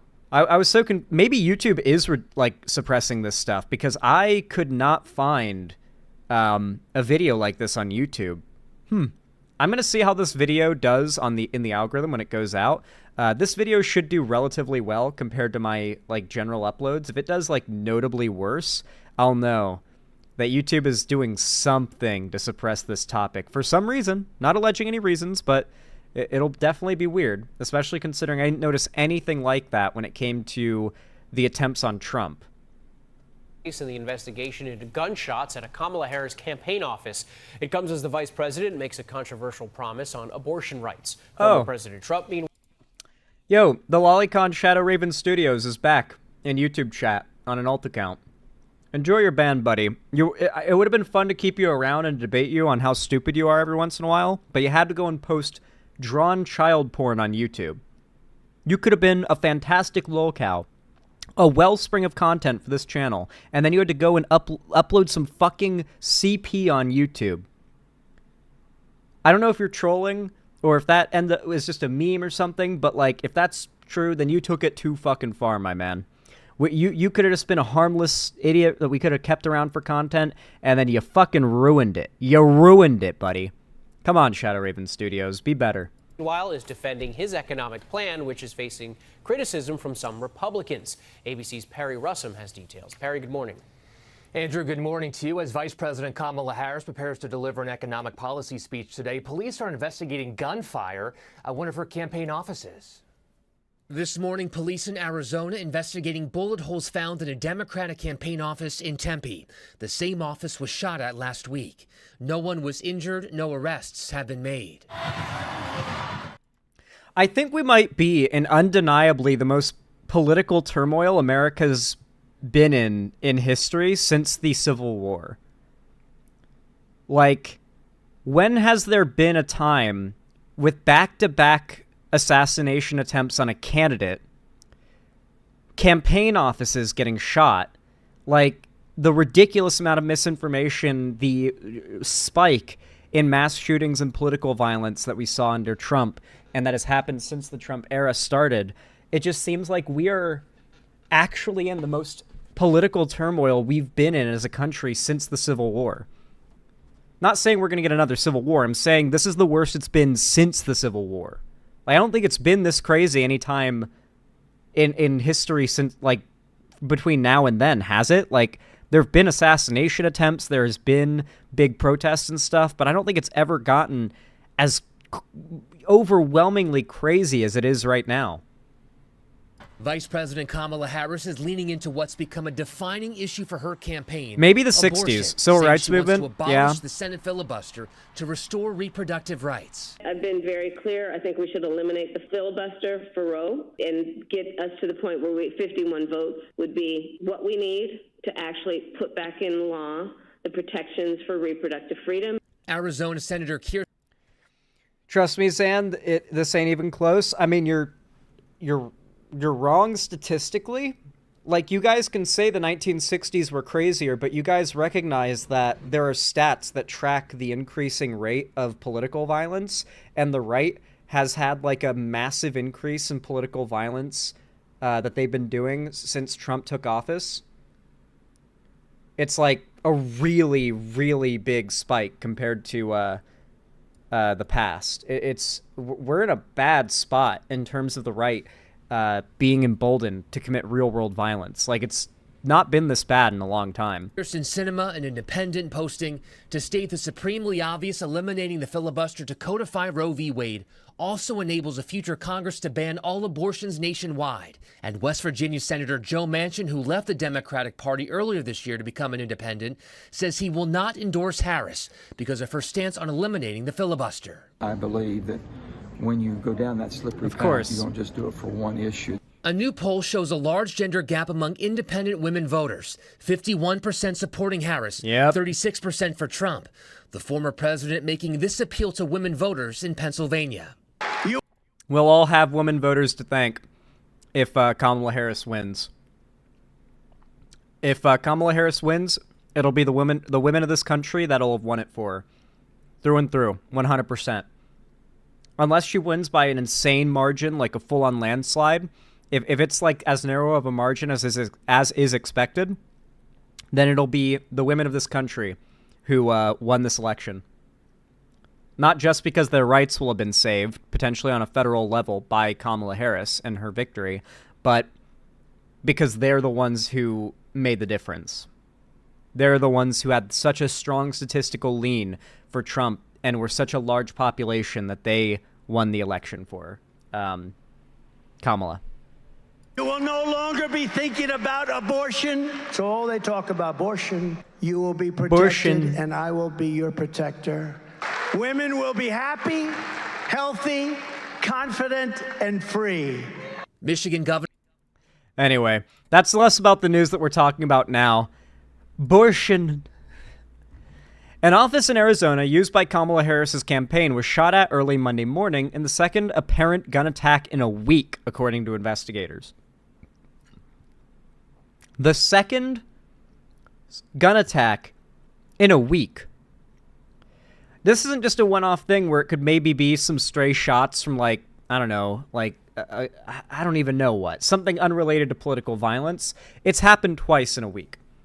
You know? Like, this place is clearly being targeted for at least, like, pot shots being taken, right? Like, I don't know if this is a planned assassination attempt on, Vice President Harris or anything, but it's definitely not a good sign.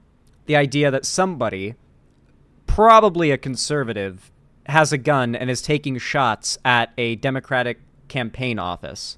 Is it a scare tactic? Maybe that's the intention. Maybe people are firing shots at it when it's closed in the middle of the night.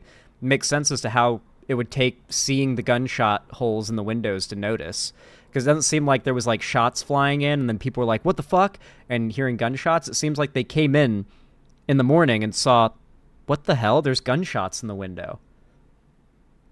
Which suggests to me maybe someone like drove by in the middle of the night and like just fired some shots into the building as either a scare tactic or maybe they thought there would be people in there and they did it in the middle of the night to be able to get away better, because clearly no one was there when the shots were fired either of these times. So it must have been like late at night or something. Police in Tempe, Arizona responded to the office with which the local Democratic Party also uses after they received calls from staffers about the damage. At least 5 bullet holes were found in the windows and the door. Quote, no one was inside the office during the overnight hours, but this raises concerns about the safety of those who work in that building, as well as those nearby, Tempe police spokesperson Sergeant Ryan Cook told ABC News. Well, there you go. It looks like it did happen through the night. Makes sense, too, when no one was there. evidently clearly happened in the middle of the night when the place was closed. Tempe police said they were analyzing evidence and were taking additional measures after the shooting to ensure the safety of staff and others in the area. A motive for the shooting has not yet been determined, and the investigation continues, according to the police. The same office was shot at just a week prior on September 16th, in an incident the police said appeared to involve a BB or pellet gun. That shooting also happened just after midnight and caused criminal damage, according to the police.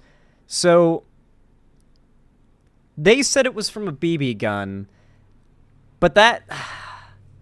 if it broke glass, it would have had to have been a pretty strong BB gun. We're not talking airsoft here. So I'm thinking like a pellet gun. So, and a pellet gun is still, like, effectively a real gun. Like, if it's using compressed air or springs or whatever, if it can take out a rodent or a bird, which those can and are used for, then it's a gun. It's a real gun, even if it's not using any explosive cartridges. So I don't know if someone used, like, some kind of, like air gun or something on the building in the past, like, or if it was, like, teenagers playing airsoft at night. But, man, 2 times in 1 month is definitely more than coincidence in my eye.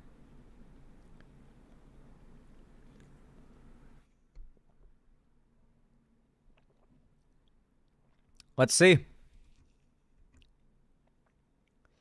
Arizona Democratic Party Chair Yolanda Bejarano condemned the vandalism in a statement to the ABC News Phoenix affiliate KNXV. It's extremely sad that the Arizona Democratic Party has become the target of violence. It's not who we are as Arizonans or Americans. We are working with law enforcement to ensure this threat is taken seriously and that our staff members are safe while they're at work, she said in a statement. Law enforcement around the country is under heightened alert over an increase in political violence threats. That's true as well. Isn't there a school right now that's had to, like, close down for a week or something because it was getting constant threats, school shooting threats? This is going to be controversial. Hold on, Sheriff.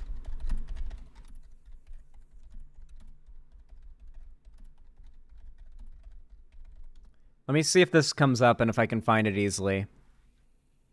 Florida sheriff fed up with school shooting hoaxes posts boy's mugshot to social media. Florida, Yeah, this story is a little wild. The sheriff here is I think, kind of out of line, but at the same time, I wonder if, like, with the increase in threats and actual mass violence against children in schools, like, is it appropriate to be this heavy-handed about this? Like, maybe this is a W or an L. I'll let you guys decide. School student has been arrested. His picture and name made public after allegedly making threats of shooting up 2 schools. 11-year-old Carlo Dorelli was taken into custody yesterday in Port Orange, Florida. Authorities say they received a tip from other students that Dorelli was showing off a collection of weapons and his list of targets. Responding to the threat, sheriff's deputies searched his home and found airsoft rifles, swords, knives, and throwing stars. Volusia County Sheriff Mike Chitwood says he's fed up with so many school shooting weapons. threats, and he planned to make an example of kids who break the law. Are you going to show the clip? Oh, he's not. They're going to show the clip, right? Oh, yeah. I think we get the clip. Are we going to get it? Yeah, I think we get the clip. Since parents, you don't want to raise your kids, here it is. I'm going to start raising them. Every time we make an arrest, your kid's photo is going to be put out there. And if I could do it, I'm going to perp walk your kid so that everybody can see what your kid's up to. The boy is facing charges of making a written threat of a mass shooting. It's a felony. The child told police it was a joke, and he never meant to hurt anyone. It was a joke, guys! It was a joke! God damn it. To be fair, there have been cases where stuff like this that was absolutely a joke ended up, nearly ruining or outright ruining people's lives. It's why you gotta be so careful about, like, even jokes you make online, because law enforcement might take it seriously that day, who knows? Like in the case of, who knows of that one RuneScape guy, the RuneScape felon, I think they call him? Ah, fuck, I'm forgetting his name right now. Josh Palault. He was the guy who had, like, jokingly he had made a joke about bombing something in RuneScape. And they grabbed his ass and they put him in federal prison for a while. And yeah, it's a wild, you know. You got to be careful with that kind of stuff. But apparently, and I hope they go zero tolerance on this, just like this Florida sheriff did. These schools in Springfield where they're claiming that Haitians are eating dogs or whatever are getting bomb threats. Because of course they are. You know, these conservative types that, you know, support Trump, one of their favorite pastimes, apparently, is sending bomb threats to schools and children's hospitals. Not to mention, these bomb threats have actually been tied to the same small group of people. From the Libs of TikTok fan that sent bomb threats to that Boston Children's Hospital and forced them to shut down for, like, days, to the recent bomb threats to these schools in Springfield, they've been tracked to the same guy with a Russian email address. So for the most part, it doesn't seem like the bomb threats are serious in the sense that they're like meant to be real threats of a real thing, but they are still real in that they inspire fear and they force law enforcement and administration at these places to act as if it is real. And that's just a massive, you know, that's terrorism, basically.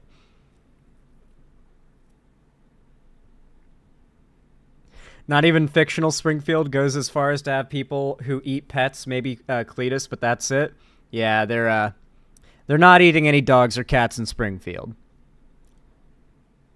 The Springfield Haitian community is planning on suing Trump and Vance over that, by the way. Yeah, because Vance outright came clean that he made it up. Yeah. That was somewhat recent news. That's getting very quickly swept under the rug. You'll never hear conservatives talk about them eating dogs or cats in Springfield ever again now that it's been admitted to have been a lie. They want to make sure the general public's amnesia kicks in and as many people as possible forget that, like, Vance admitted that that was all bullshit, that narrative they ran with. Alrighty. Thankfully, no one got hurt. At least we can say that. Thankfully, nobody got hurt, but clearly there was some fuckery going on here. And once again, I want to warn you guys, be careful. You know, I wouldn't even recommend going to the polls physically to vote. I'm not saying anything is necessarily going to happen that's bad, but God, if this election isn't going to be like one of the highest chances of violence breaking out in polling stations elections ever, I'd be surprised. I would not show my face particularly as a Kamala voter, you know, with, like, especially if you're wearing like your Kamala shirt or whatever. I would not want to show my face in a public place or even be there in case someone tries to do some violence. I'm voting by mail. I don't want to deal with any potential crazies, you know. Who knows, who remembers how they had to pass laws because people would open carry outside of polling stations while holding their Republican candidate signs? They had to make laws about how far away you have to be to open carry outside of polling stations. And there's, I think, laws now on how far you have to be to even have any signs up near a polling station. But that shit was fucking crazy in Florida, and I was just old enough to remember it. Like, seeing people with guns open carrying along the side of the road, standing on the sidewalk, like just a mile away from the polling station during the 2008 election. It was fucking wild. That's voter intimidation. And they've been good at staying just outside of, like, right on the line of what is and isn't breaking the law in that respect. But it's fucked up stuff. I don't even want to go to the polling station. I'm just doing it by mail.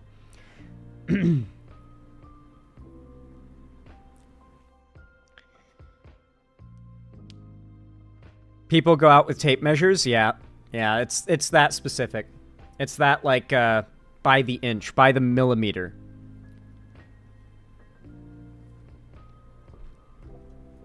Anyway, if you enjoyed this segment, you know, found it entertaining, learned anything, and liked what I had to say, then consider dropping a subscription so that YouTube actually tells you when I go live or upload new videos and you see more stuff from me. That'd go pretty hard. And of course, consider dropping a like, no matter when, where, or what you watch from me. It basically twists YouTube's arm into pushing my content in the algorithm, and it helps so much, so I really do appreciate it. Also, consider, perhaps, maybe dropping a comment as well. That also helps a ton. Basically stacks the benefit of a single like, so it's like you liked twice, almost. It might even be more useful than a like. You should do both if you can. I do appreciate it a lot. And of course, if you want to see more from me on other platforms, you can follow my social medias, which are all linked down below in the description. And don't forget, I also have a fan Discord, which you should also join through the link in the description. It's totally free to join. It is the main hub of my community and fan base, and on top of that, just like tonight, I host events there, such as watch parties, which we're doing tonight, a watch party after stream, call-in streams, gaming events, and I announce all my new uploads and streams so you won't miss anything, even when YouTube is being finicky. And of course, consider supporting me financially if you've got the money for it and you can afford it and you feel like it. It would help a ton and means a lot to me. If you want to donate, you can do so on my website, xanderhall.com/live. You can also sub and gift subs, and you can do the same through YouTube, Twitch, Streamlabs, StreamElements, Patreon, or buying merch through the Streamlabs link down below. But regardless of how you support me, thank you so much for watching this segment, and I hope to see you again. How do you guys like that segment? I feel like it came out really good.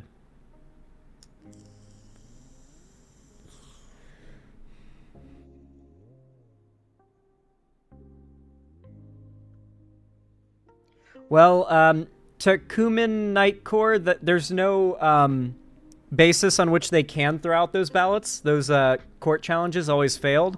And on top of that, like, our elections are secure. Don't dip into, like, the Republican narrative that, like, mail-in ballots aren't secure. That was Trump's narrative in 2020, and it's what he fought, like, argued to try and get the mail-in ballots stricken.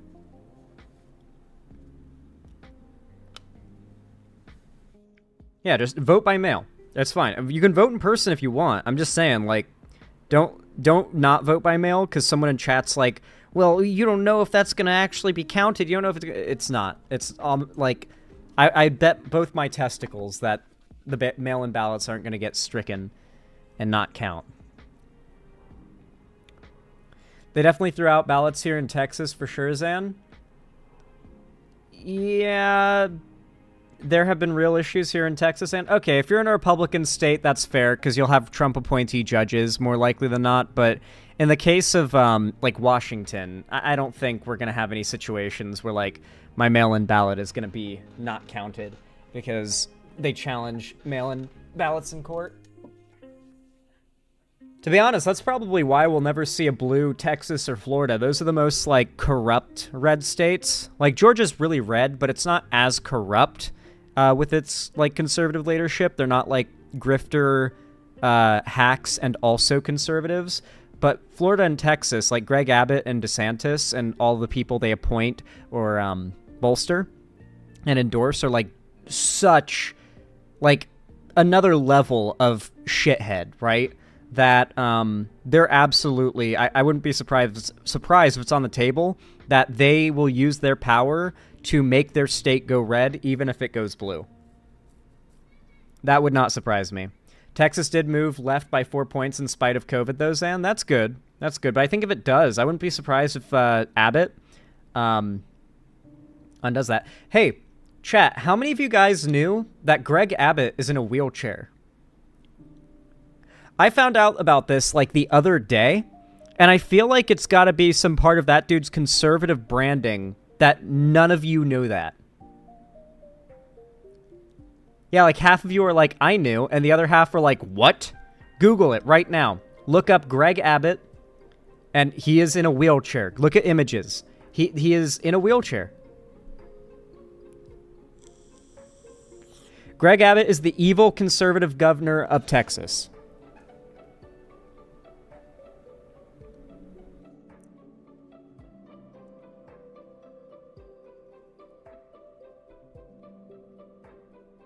Well, Lefty Jenna, you're a Texan.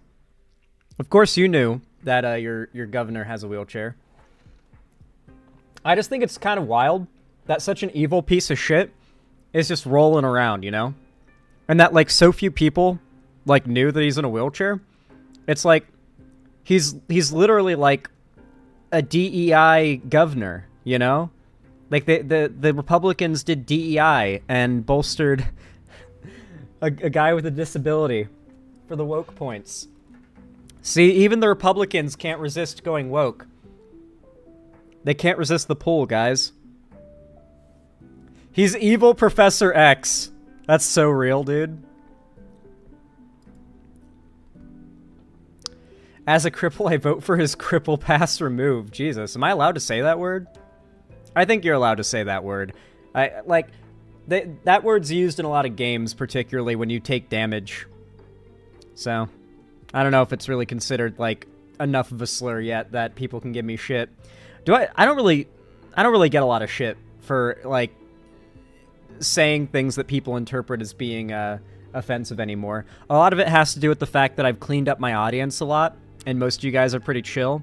But man, there was a time when a fair amount of people in my chat would lose their mind if I so much as, like, referenced the idea of saying retard. Like, it would be half the chat just losing their shit. Like, actually, like, genuinely baby raging. Like, I need you to, like, just imagine the chat would go, like, people reeing and baby raging. That's what it used to be like. It wasn't fun. It was not a great time. We have cleaned this place up. And somehow, despite cleaning the community up, we're still growing at a pretty crazy rate. We gained another, like, 100 subs yesterday. Like, bounced up into another 100 bracket. One of the schools in my area was renamed to Balls Tua on Google Maps by the students, presumably. Yeah, that goes hard. Xanderhall, have you heard of who is running against Ted Cruz? He's super cool.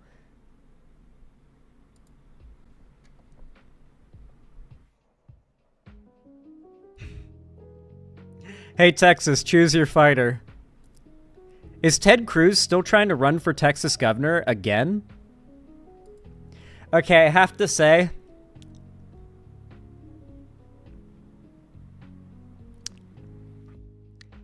Ted Cruz is so dumb and so much of a failure, he lost the race to a guy in a wheelchair.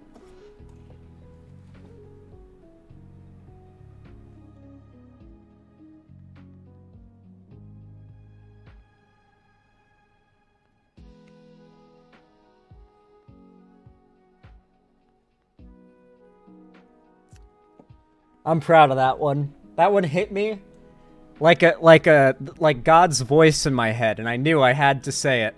I had to think about how I was going to say it for a second. There we go. On behalf of Canada, we don't want Ted back. You can have him. Yeah, we'll take him. We'll take him. We can send him off to Florida, and then whenever we figure out what we're doing with Florida, nothing. We're going to let it sink. Then he can just stay there. He can live with Aquaman. Abbott did get lucky in 2022, though, much like DeSantis in Florida. Not to the same extent, though. Yeah. Yeah, no, Ted Cruz is the Zodiac Killer. We all know. Yo, Perry Icefire, thank you for the $5 donation. I really appreciate it. Said, I might be going to the southern states later this year. First time going as an adult. Any tips and places to eat gator? Around Louisiana is where you're going. I mean, you're not going to have a hard time finding places to get gator. I recommend if you're going to get gator, the best way to have it is 100% spicy fried gator poppers. I'll show you what that is really fast because my mouth is now watering and I need to look at them now.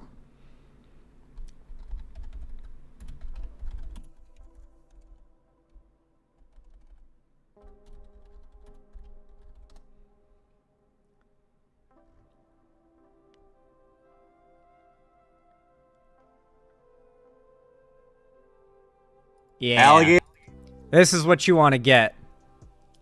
This is some of the best meat I've ever had. Fried alligator tail.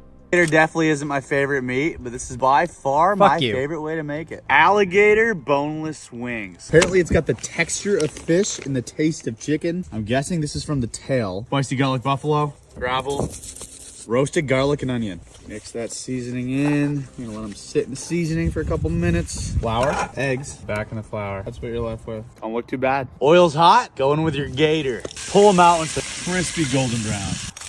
Crispy. See this cross section? I don't love the look of that, I'm not gonna lie. Garlic, peel it. Butter. Looks fine, fuck you. That chopped garlic. Cook it all down. He did maybe, like, fry it for a little too long. That's why the meat probably darkened. Sauce grass, buffalo sauce, Parmesan cheese. Slowly cook down and mix it all together. Wow. Here goes nothing. No funky texture. Tastes like a really good boneless wing. Tastes like chicken. Wow. Yeah. Yeah, it's literally just tastes like extremely tender, light, flaky chicken. It's so fucking good. Does it taste more like fish or chicken? Doesn't taste like fish at all. It has like the ever so slightest aftertaste of fresh water. You ever eat like freshwater fish and there's just a little bit of like there's a different taste than you get from eating seafood where it's got that oceany flavor, where instead you're getting like a lake or rivery flavor. It's not bad or anything. It's just you can taste that it's like a creature from the water. And you get a very slight, barely noticeable aftertaste of that. But it complements it very well. It's really good. I would recommend you get this at a food festival. If you can go to a festival, which they have plenty of in the South, and find food trucks or food stalls where you can see them like frying the gator tail and putting it out like on plates and stuff, go to that and get it there. That is the best way to have it, especially for your first time. But yes, I've eaten a decent amount of alligator. A decent amount. Anytime I get the opportunity to consume meat from a predator animal that's larger than me, you better believe I take it. Like, if someone offers me shark soup, I'm eating that shit, so I can say I've eaten shark before. Yeah, absolutely. I need to establish myself as top of the food chain, which is what we are, as humans, top of the food chain. And, yeah, I will absolutely play my role. Would you eat a human? Listen. One day I'll run out of meats to try, okay? And, you know, the curiosity, the desire to try a new type of meat, I can't say that if I was immortal, that eventually I wouldn't eventually succumb to the curiosity.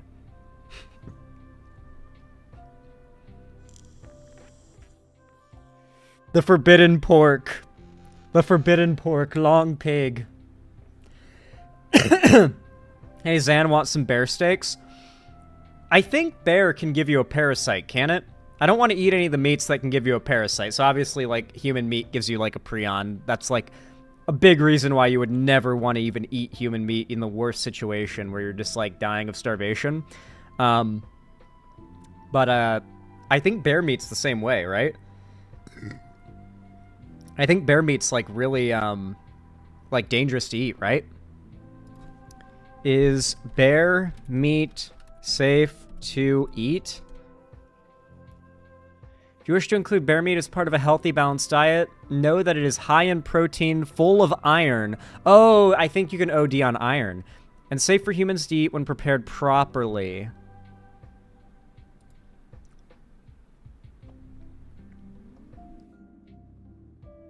Huh. Is it safe to eat bear meat from a bear that had lots of tapeworms? As the title said, is it safe to eat bear meat from a bear that had lots of tapeworms? Got my first bear last weekend. When we opened it up and started gathering meat from it, I noticed it was filled with tapeworms. I gathered all the meat and rinsed it off.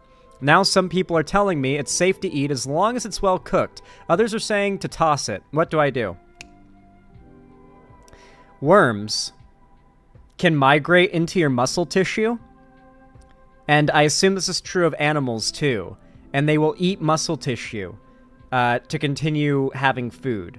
That's like definitely a common thing. So there is no doubt worm eggs in that meat. So I think it would be fine as long as you cook it all the way through at a high enough temperature, but you probably shouldn't risk it. And what a shame that you have to kill the bear before you can find out it has worms. And it's like, oh, well, its meat is unusable and we killed it. Fuck, you know? Like, that sucks. Maybe we should be, like, putting out bear bait with, like, bear dewormer in it. Just as a general service to the wildlife out there. Just drop it out of helicopters. Anyway, Perry Icefire. I really do appreciate it. Thank you for the $5, and I hope my advice on getting food in the South helps you out. Thank you. Allow me to update the dono goal really fast to reflect you guys' kind generosity. I really do appreciate it, as always.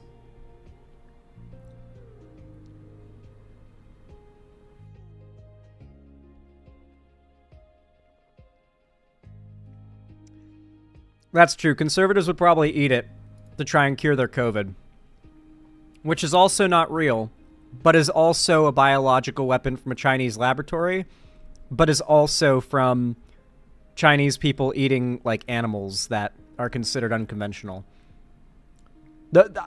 I need you to understand, that was the line that we went through. That was the dialogue line for the right.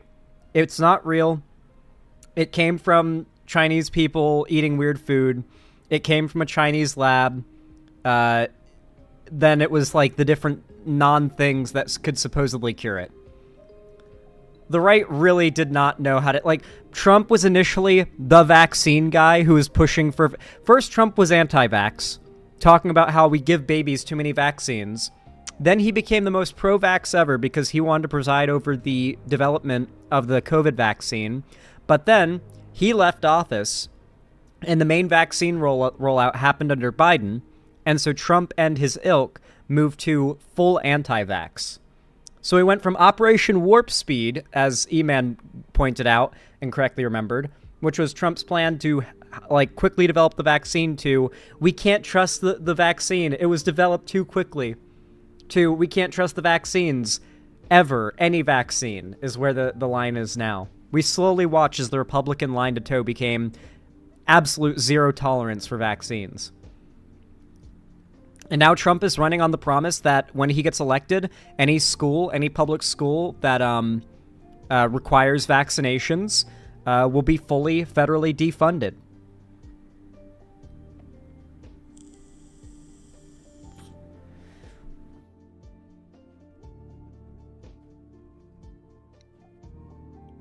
Yeah. Alrighty. Next topic on the list. Oh yeah, we got some good stuff.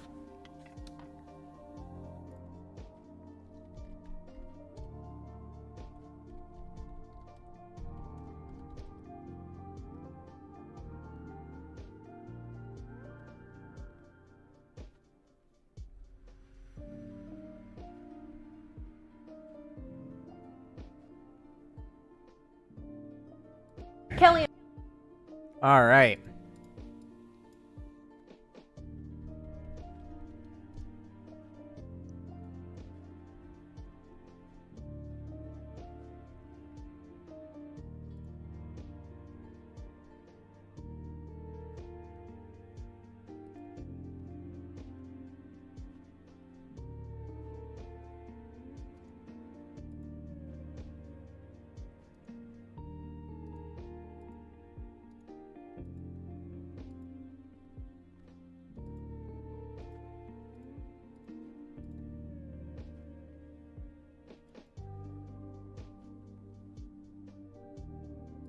All right.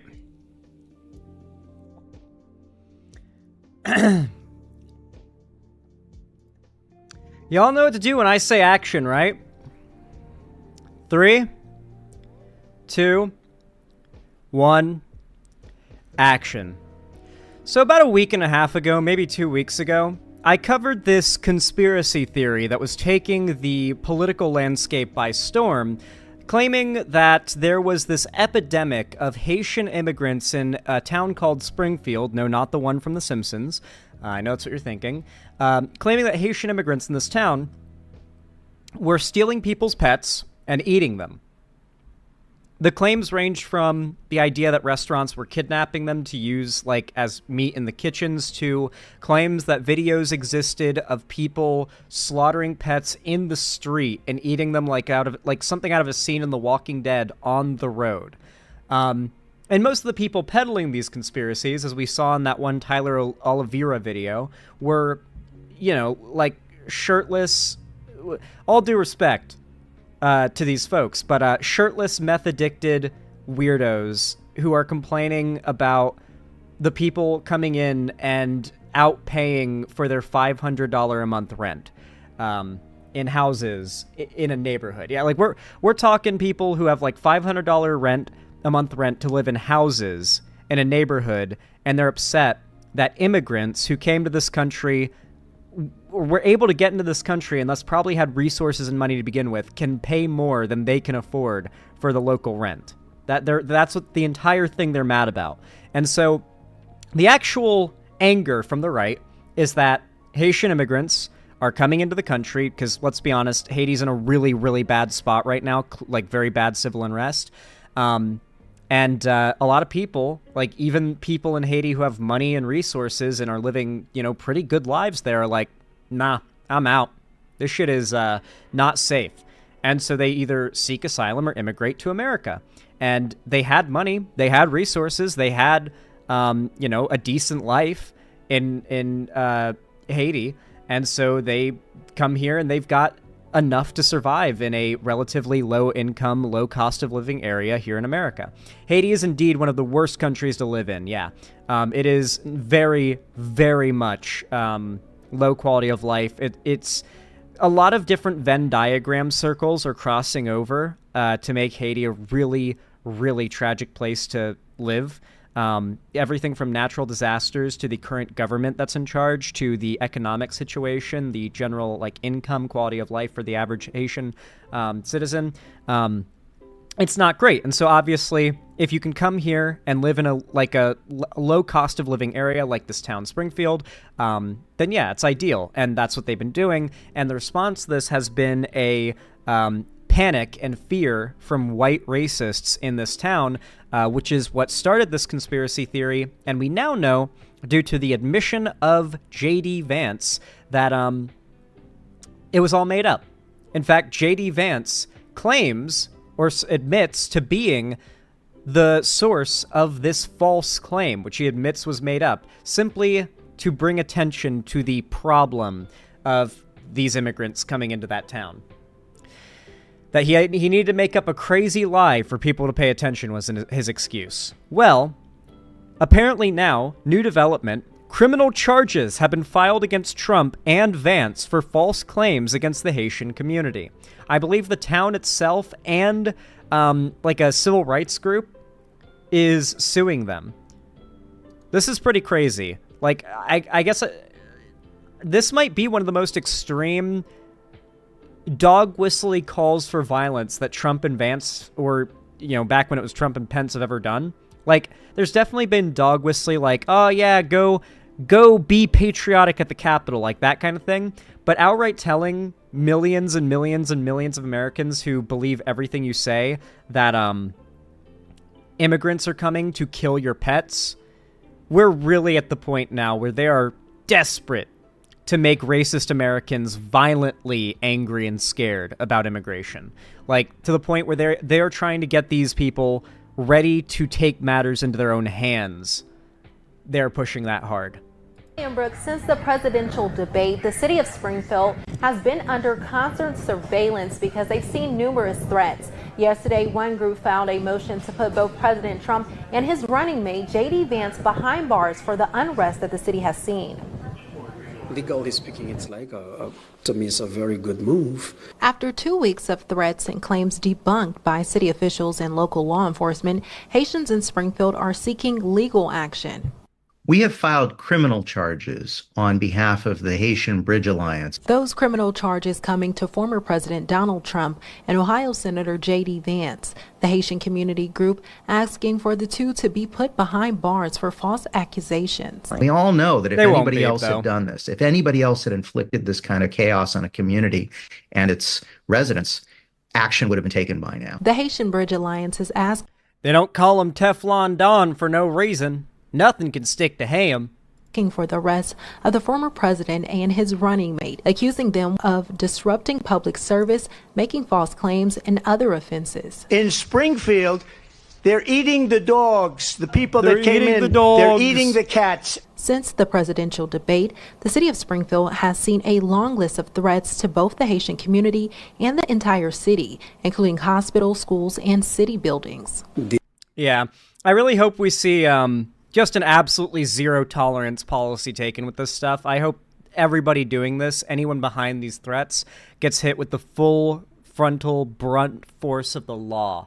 I know the police don't fuck around when it comes to threats made to schools, so I hope the police do their job here and fucking destroy whoever this piece of shit is that's behind all these bomb threats, from children's hospitals in Boston to schools in Springfield, Ohio.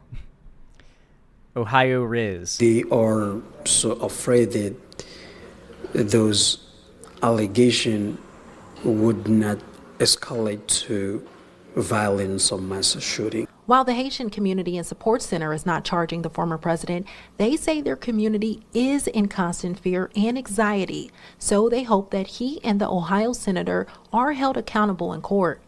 I would really like to hear them before a judge and tell the judge where they got all those things from and keep them accountable for what they say. Haitian leaders are asking. But free speech absolutism, though. Listen, guys, you can't censor unpopular speech. This is what the First Amendment is here to protect, obviously. That was, of course, the intent of the First Amendment, is to protect this kind of speech. The Clark County Municipal Court to determine whether there is probable cause for these allegations. Reporting live in the newsroom, Kajaja Hawkins, 2 News. Nice. Yeah, so pretty good video. Does a good job of covering the situation, but that is not the end of the story. You see, Donald Trump is really dropping the mask lately when you consider, obviously, the whole Haitians eating dogs thing, but it goes further. Apparently, Donald Trump, in the recent days, has now started to indicate that if he loses the election, it will be the fault of Jewish voters. I'm not joking. We very well may be seeing Trump gearing up to blatantly and openly claim that it is the Jewish population of this country keeping him from getting elected.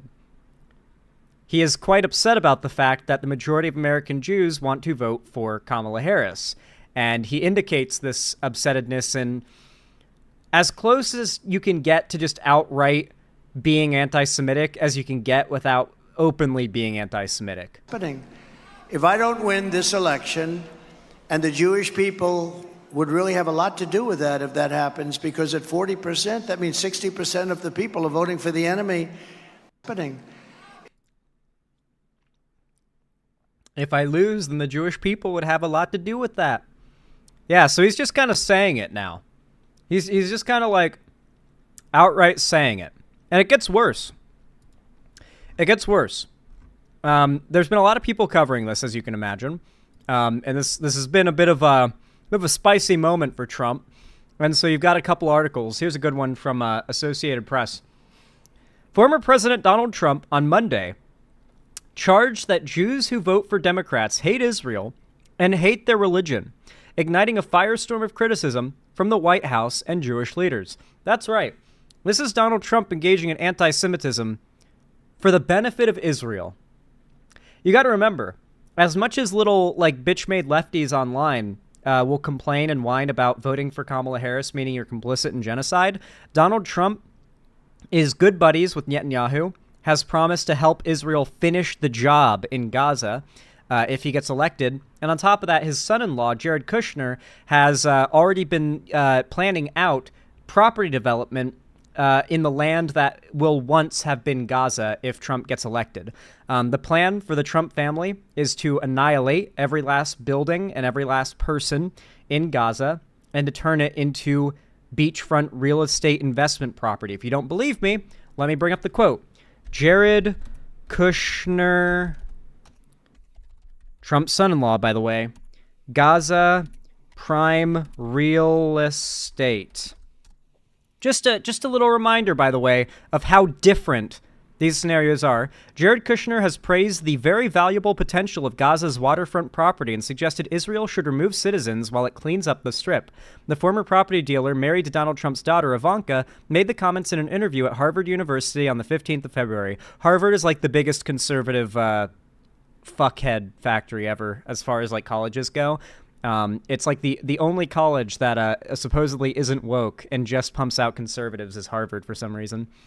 The interview was posted on the YouTube channel of the Middle East Initiative, a program of Harvard's Kennedy School of Government, earlier this month.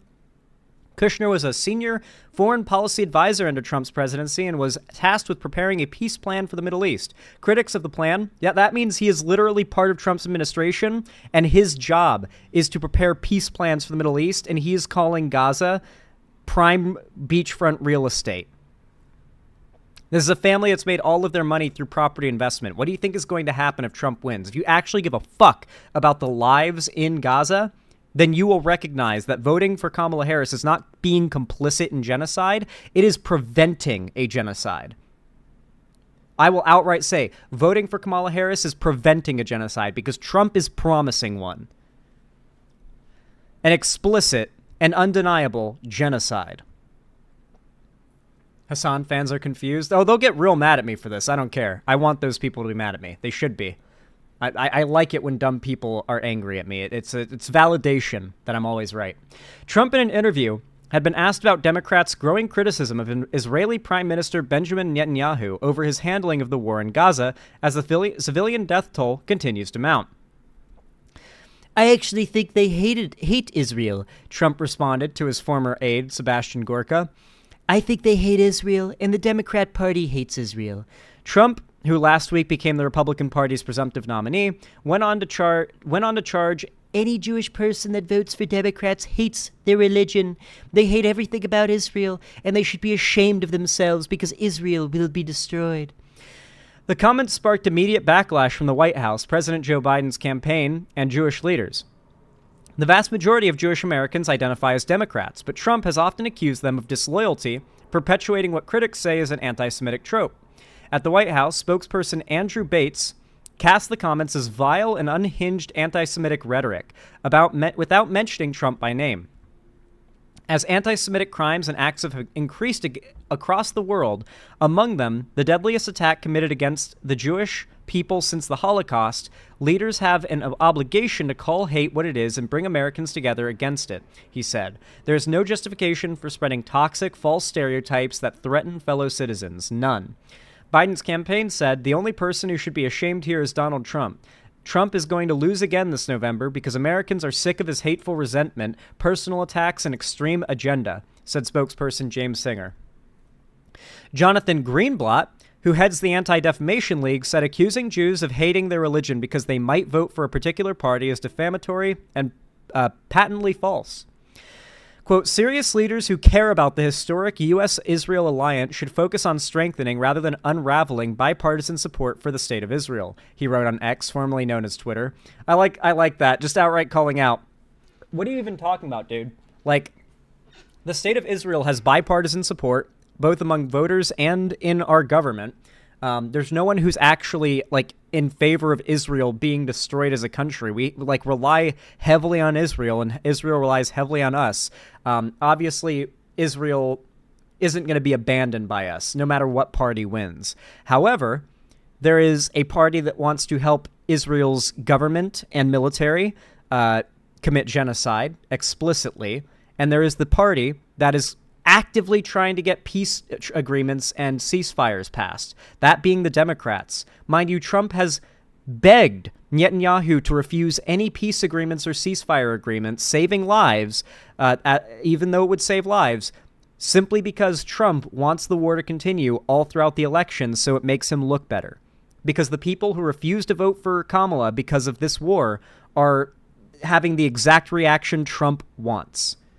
Everything is going to plan. If you think that voting Democrat is being complicit in genocide, then I want you to know that Trump and Netanyahu are so fucking happy you think that, and you are absolutely playing your part in their plan perfectly. You're doing exactly what they want. Just know that. Just know that. In fact, I think oh my god, this might be hold on. Oh my god, this was like a big story, I think, as well. I think I had this recommended in my content suggestions. Let me see if I can find this. This was a wild headline, if true.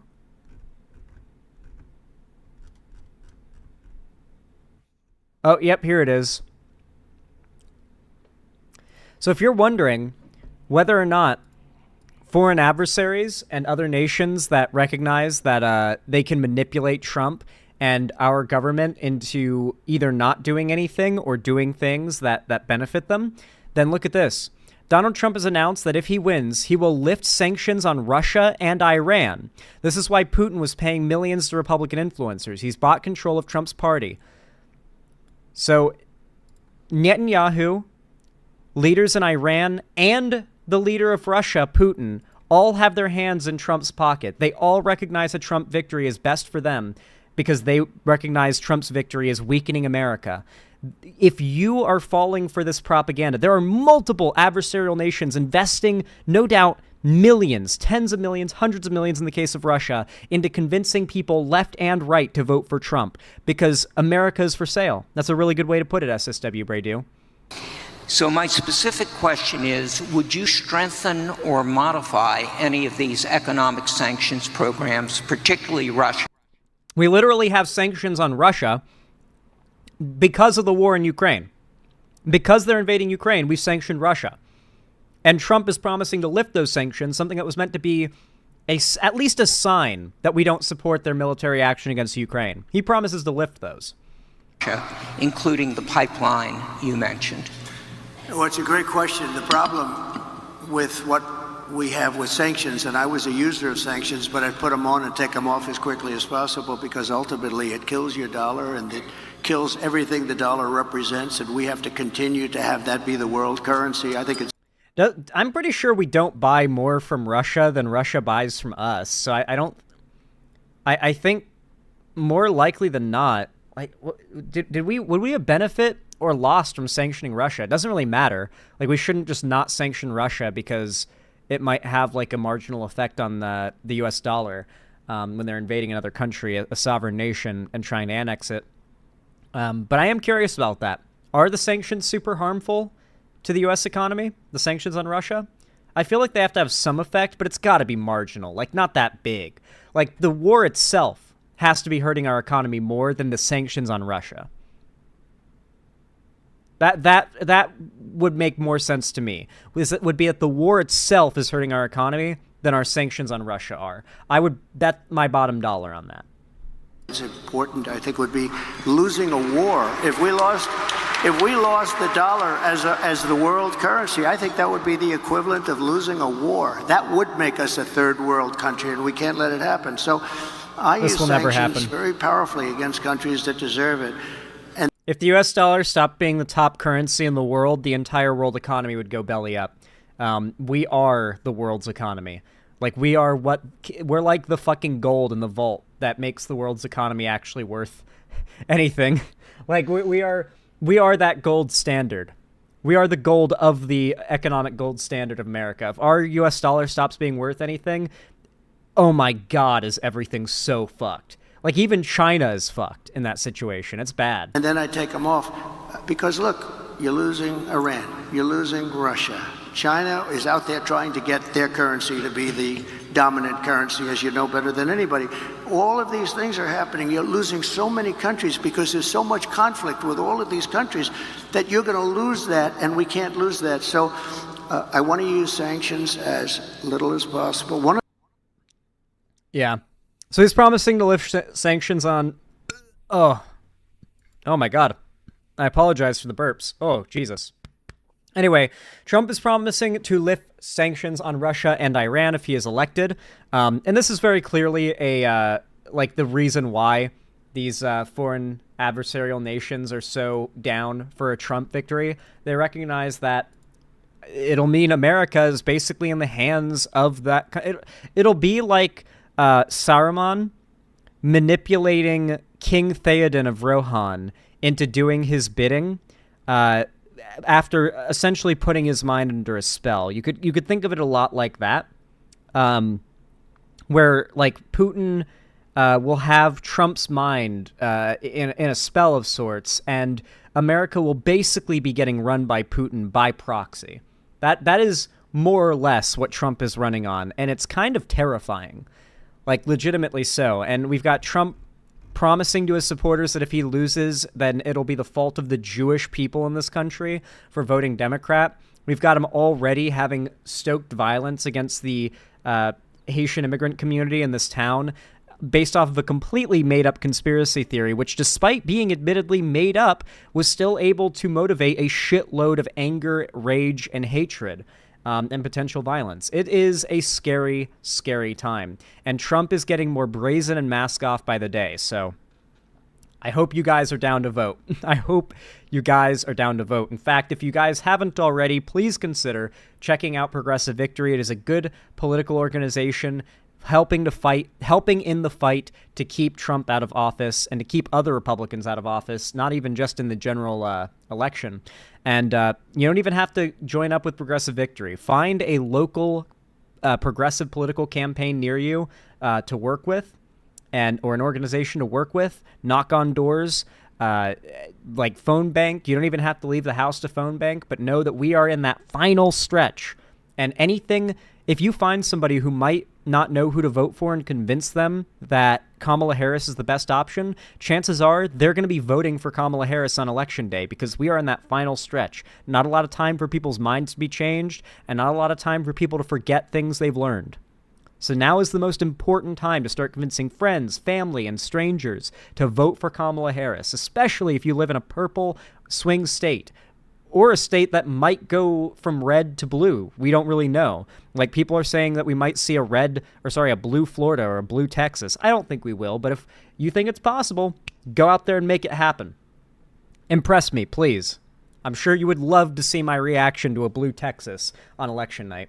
But with that said, if you enjoyed this video and found it in any way entertaining or informative, consider dropping a like. Every thumbs up on my videos, no matter when, where, or what you're watching, helps my stuff a lot, basically forcing YouTube to push my content and the algorithm out to more people, so I really do appreciate it, as always. Consider commenting down below as well, and subscribing and ring the bell icon to turn on all notifications so that YouTube actually tells you when I go live or upload a new video. Consider following my social medias, linked down below in the description if you want to see me on other platforms, and perhaps even join my fan Discord through the link as well. It is completely free to join. It's the main hub of my community. I host game events, call-in streams, and watch parties there, and I also announce all my new uploads and streams too. So even if YouTube doesn't tell you, at least you'll know my Discord will, as long as you got notifications on. And of course, if you are feeling generous and you've got the money for it and you feel like it, consider donating, subscribing, or gifting a sub on my website, xanderhall.com/live, or supporting me financially through YouTube, Twitch, Streamlabs, StreamElements, Patreon, or buying merch to the Streamlabs link down below. If you want to support the stream, a little extra. Keep the lights on and a roof above my head. It really means a lot. With all that said, thank you so much for watching as always, and have a good one. How do you guys like that segment? I feel like it came out really good.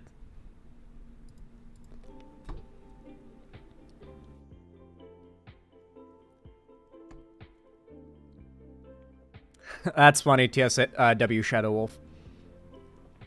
I always, people always get confused with Saruman and Sauron having such similar names, but they have similar names for a reason. Multiple reasons. A, both of them are bad, and B, they're both like the same being. They're both Maiar, which are like lower tier angels in Tolkien's universe. Actually, this is a bit of a crazy one.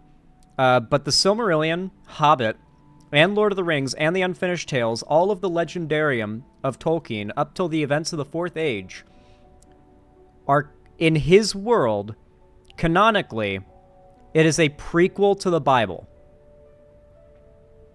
I'm not joking. I'm not joking. In the universe of Lord of the Rings, it is our world. It is the story of our world in the universe of in the book's story. Tolkien is the writer, and he is a guy who has found old manuscripts and translated them, and that is the story we're reading. So these are supposed to be a true story, and when he writes, he talks about things like hobbits in present tense, by the way, which means multiple things. A, that he's talking about a thing that exists, does exist, and two, a thing that's still around. At multiple points, when Tolkien describes hobbits in the books, he talks about them as if they're still around, that they still exist, and they've just become very rare and elusive to humans. So there's that very lively sort of magical feeling that Tolkien even brings to the real world with his writing. But here's where it gets crazy. The Fourth Age is where the Lord of the Rings ends. The ring gets destroyed, the Fourth Age begins, the Age of Man. And throughout the Fourth Age, magic no doubt slowly leaves Middle-earth and fades away, and the industry and progress of man kind of overcomes it. But the Fifth Age, Tolkien confirmed later on in his life, is when Jesus Christ was born. He confirms that Jesus Christ is born in the year, I forget what year, but it's in the Fifth Age, and that Jesus Christ's death and resurrection marked the beginning of the Sixth Age, meaning that we are in the year 2024 of the Sixth Age, which started with the death and resurrection of Jesus Christ, which matches up with our calendar, funnily enough. So we're in the Seventh Age now. The Sixth Age ends with Jesus being dying and resurrecting, and the Seventh Age begins. So we're in the Seventh Age, the year 2024 of the Seventh Age, and it gets even crazier because in the books they foreshadow Jesus. I kid you not.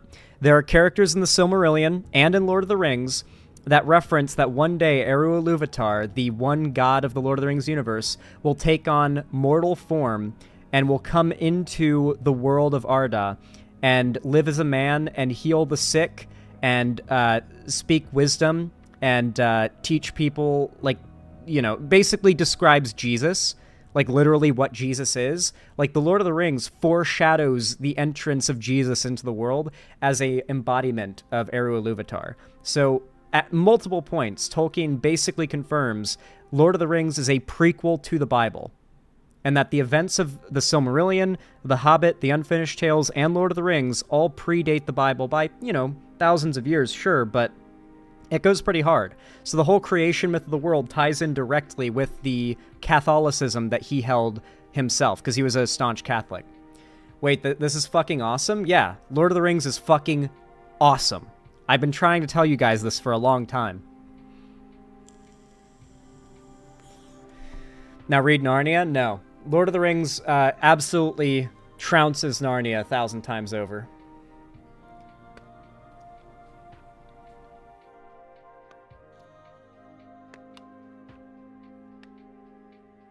You should debunk the Cavernacle saying Lord of the Rings is fascist aligned. I'm guessing he didn't read the books. He just watched the Peter Jackson movies and saw, like, oh, are the brown people supposed to be evil? And was like, this is fascist, and saw conservatives like it. I'm guessing he has not read the books if that's the case, because, like, I always found it really interesting when we get the sparse mentions of people who live outside of Middle-earth. And when they do mention those people in the books, like the Easterlings and the Haradrim from the south, it's always described, like, what did Sauron do to them? Was it torture, manipulation, or threat? Like, what did they do to these men, these humans, to make them serve the Dark Lord? Like, what did Sauron do to them? It's never described as, like, something they're doing willingly or because that's just what they do. It's like, these are lands that did not have the protection Middle-earth does, and they fell to Sauron. And they are now Sauron's, like, servants. Unwillingly. They're just trying to survive. That's very, very explicitly what happened. I saw part of Cavernacle's video. He mentions how neo-fascists in Italy during the 70s appropriated Tolkien's work during their events and parties, specifically Hobbiton. Yeah, but I could make the same case that the hippie movement in the 70s heavily appropriated Tolkien's work. The Shire was used as the idyllic image for 1970s commune livers, not like communists who lived in communes tried to emulate the Shire. And on top of that, wasn't like Gandalf's Garden or something like that the name of like this iconic like how to smoke weed and shrooms and stuff book from the 70s for hippies to use like a guidebook to get high? It was called Gandalf's Garden. Tolkien hated it, don't get me wrong, but like you can't claim that something is aligned with one side because people appropriate it when the other side has appropriated it just as much. It's like, okay, well at that point, like, we should just look at the media itself and determine where it stands. Hey, Xanderhall, IDK if you ever want to get into Warhammer, but Games Workshop makes a Middle-earth war game. They have pretty good models from the Hobbit era, the Lord of the Rings era, and the Battle of the Last Alliance. Nice. So they've got Second Age models, Third Age models, and Third Age models. the end of, like, the Lord of the Rings is basically the Fourth Age. Like, it's the end of the Third Age, beginning of the Fourth Age. It's the beginning of the Third Age and the end of the Third Age are very different times. So Lord of the Rings is not a very good representation of the Third Age to begin with. The Hobbit is, to be honest. The Hobbit's a better representation of what the Third Age is generally like through the majority of it than Lord of the Rings is, because things are winding down so much by then. Man, you guys got me so embroiled in the Tolkien stunlock. You guys know how to do that shit. You know how to get me.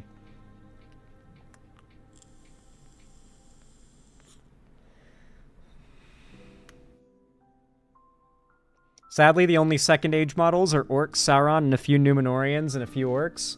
No one from, like, Arnor. No Black Númenóreans. Unfortunate. No. That's sad. You know what I really love? The Total War games that have mods for Lord of the Rings. There's a Middle-earth Total War mod for one of the Total War games that's, like, so fucking cool. I used to just, like, throw together battles, like, from the movies and even make what-if scenarios of certain battles all the time. Or recreate battles from the books using, like, the numbers and the forces described in the books. So recreating the actual battle outside the East Gate of Moria was one of the ones I remember very explicitly. You see it in The Hobbit, but they changed how that went a lot in the movies. Dude, the beheading of the king and the whole, like, story of Azog is pretty wild in the books and way more raw in the books compared to the movies. They somehow, like, made that more, made it less fucked up than it is in the books. There's times in the books where things get really fucking dark, you know? Like, there's massive tonal diversity in those books. For instance, the king, I think it's King Thrain the Fourth, if I remember correctly. King Thrain the Third, maybe? It's hard when we've got those obscure kings who get killed off, and that's, like, their most famous story, and they have the same name as their, like, dad and grandfather before him. But he ended up getting beheaded by Azog. And the way it happened was Azog brings out the head, and he had carved on the forehead of the king his name in Dwarven runes so they could read it. That is way more fucking hardcore than how the movies went. Tolkien could write some, like, shit that would make George R. R. Martin blush at times. The Celebrim banner is going to be wild.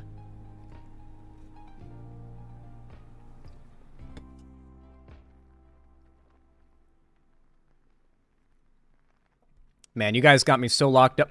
I should just make a second channel where I just talk about Lord of the Rings all day. Would you watch that? If it's just a second channel where I just stream for an hour talking about Lord of the Rings until I get tired and run out of breath, and then I wrap up stream. And every stream's just called Talking About Lord of the Rings Until I Get Tired. Then you guys stunlock me on another topic it's not Tolkien related.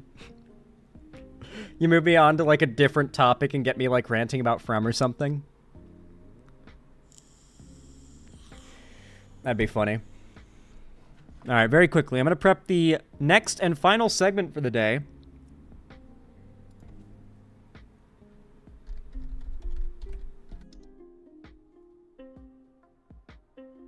But that might be either ADHD or autism. Like I said, not diagnosed, but everyone's pretty fucking sure.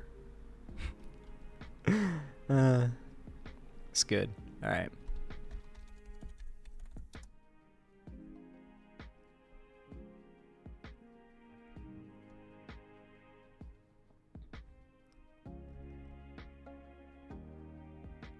Dude. Y'all know what to do when I say action, right? 3, 2, 1, action. Man, this is one of those times where I could not be more glad to no longer live in Florida. Born and raised in Florida, so glad to be gone. For a little background here, I feel this is some important backstory for me so that you know why I might be a little more lighthearted about this topic than I would normally be about a tragic situation like this, because I've been a victim of this before. Obviously, growing up in Florida, you very often have your power knocked out or have some damage done to your home when hurricanes come by. But when I was 16, a tropical storm, actually, not even a hurricane, but a powerful tropical storm came up the west coast of Florida and hit my neighborhood, which was on the water. And the water, like the storm surge and the tide came in and literally flooded every house in the entire neighborhood that wasn't on stilts, which there were, to be fair, a fair few on stilts, but not mine. We lost most of what we owned, including the house itself, and were made homeless for like half a year. We had to stay with a friend, my stepdad's work friend. And we stayed in their guest house, and we kind of recouped and were eventually able to rent a new place. But it was a pretty rough time. It sucks. It sucks to be a teenager and just to wake up at like 1 a.m. to your house flooding, and then by morning when the sun rises to have lost like most of what you own and for your life to be flipped upside down. It's a wild experience. Like, I went to bed that night with my whole, like, the worst thing in my like life when I went to bed that night was that I had to wake up and do schoolwork the next morning. But instead I woke up at 1 a.m. to panic as water flooded into the house.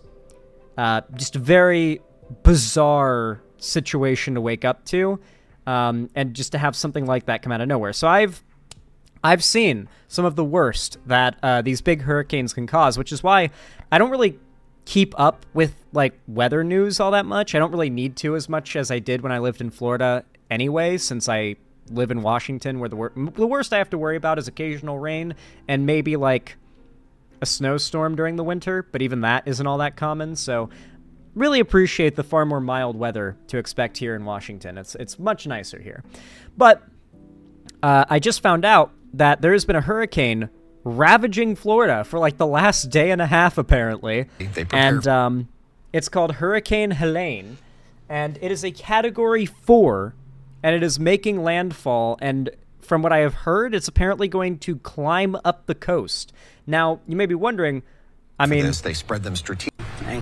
This is a big deal, Zan, but why are you talking about a natural disaster? How political is this? Oh, it's quite political. When you consider this is once again another example of just how bad the effects of climate change are. And we've done segments in the past, though I imagine many of you have not seen them since my climate change segments do like really badly for some reason. But I did a segment not too long ago about how Florida and the constant hurricanes, it's losing its coast. There are beaches all along the east and west coast of Florida where they have to ship sand to replace the parts of the beach that have been eaten away by just normal tidal forces on a normal day. As these berms and hills get eroded away, and state workers are not fast enough to protect these properties, these storm surges, massive flood water and rain and wind are getting to be a bigger and bigger problem. The flooding is really the big issue, and we talk about how one day Florida is going to be underwater like it's going to be a slow process, but in reality, it's going to be a general, on average, rise of sea levels with a constant increase in hurricanes like this that are going to pelt the state several times a year. This is just the first big hurricane of this hurricane season. Hurricane season just started, and this is well, not just started, but we're still in the beginning of hurricane season. This isn't winding down until like a little into next year, like towards the midway through the summer.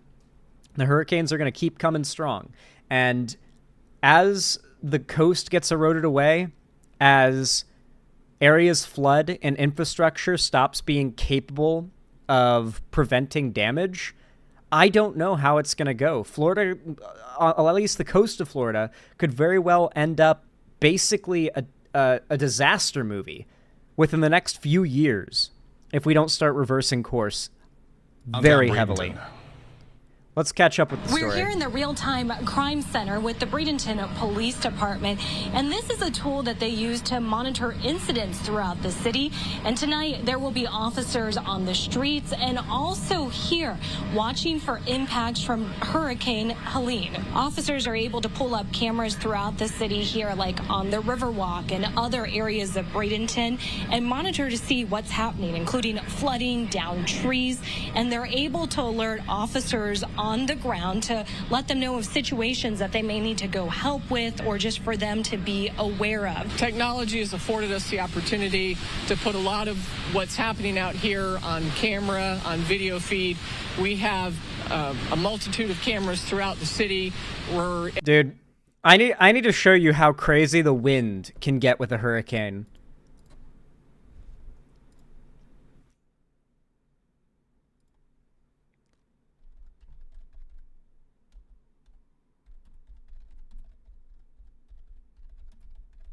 Have you ever seen those videos where people use the wind from a hurricane to, like, hold themselves up? Oh, I'm going to show this video in a second because it's so fucking good, but also I'm trying to find a particular thing. The Weather Channel is now... Weather Channel responds to claims reporter was faking coverage of Hurricane Florence. What? This seems to be related? Responding to reports that one of their reporters was essentially faking it during his coverage of Hurricane Florence. Probably seen the video on Facebook as that reporter struggles to keep his balance. Okay, picking it up here in Wilmington, North Carolina, right at the Intracoastal, and we're in one of these bands. So that's Mike Seidel in Wilmington, North Carolina. No, that's real. That's real. I've been in wind that heavy before in hurricanes, and that's actually what you do. You kind of hit like a squat crab like walk to a degree where you're constantly adjusting your balance because the wind is whipping.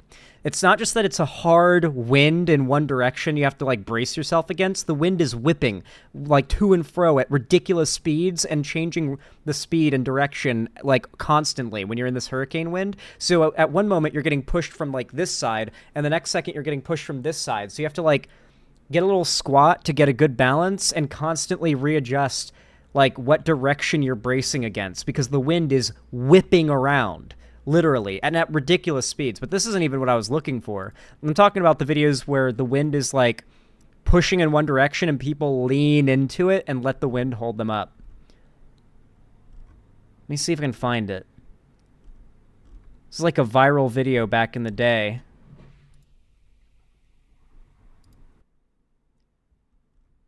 Oh, it's lost media now, huh? Oh, it's so lost media. Dude, you know when you search something on Google Images and YouTube, like, or not YouTube, Google Images refuses to show you, like, any results even close to what you're looking for? Like, who remembers when there was a time when searching leaning into hurricane wind would actually give you results related to people leaning into the wind of hurricanes? This was like a super viral video back then. They've literally destroyed Google. It is unusable now. Mind you, this isn't even like a theory or whatever. I've done a whole segment about the op-ed, the expose that was done on Google, and how they purposefully hacked their algorithm to make it worse in order to keep you engaged with their search engine. So, like, they made it harder to find what you're looking for, so you have to keep searching and searching and searching and rewording your search over and over again so you can finally find what you're looking for, and the longer you scroll, the more things you're seeing that are paid sponsored links and stuff. Like, those, everything you see that's got, like, a little ad symbol next to it, those little ad recommendations, everyone you scroll past, Google's making more money, so why wouldn't Google make their search engine worse? Anyway, getting back on topic, this is actually a really good video by the Weather Channel called The Dangers of Flash Flooding. This video was viral a couple years ago because of how ridiculously high budget it is for a weather channel, and also how good of a job it does of depicting how insane flash flooding can be.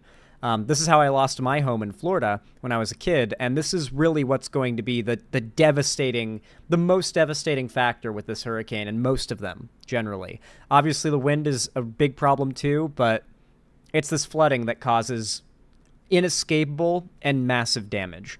And get a look at how bad it can get. Every thunderstorm begins with a single raindrop, but trillions can follow and all that water rushes downhill. The early makings of a disaster. And it doesn't need to be raining where you are. A street like this in a valley can funnel the water, creating a dangerous setup for a flash flood. Heavy rainfall is the main ingredient in flash flooding. Other factors include building in a flood zone, improper drainage, and ground that's just too wet and can't absorb any more water. And this happens Florida. fast. Now look at the street. The water is business to business here, wall to wall. Whoa, what's this guy doing? And this water is about 6 inches now, and it's enough to stall vehicles and even float vehicles. In some cases, you're going to lose control, and you don't want... Yeah.